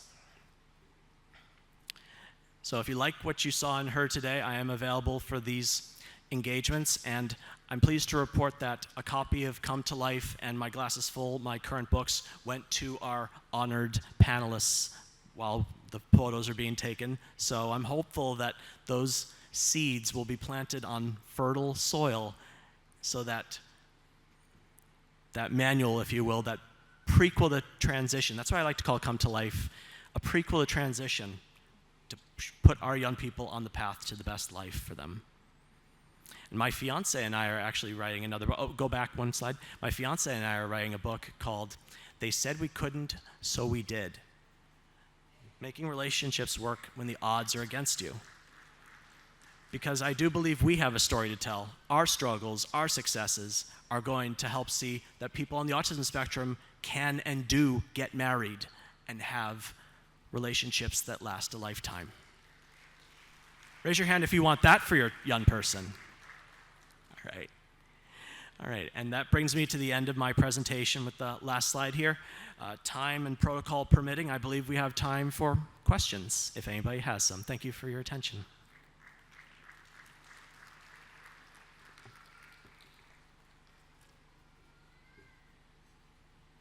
No, I answered everything. You guys are good? I'm getting the signal not right now, and I'm kind of hungry. How about all you? I think it's going to be time for lunch. Thank you all so much. You've been a wonderful audience.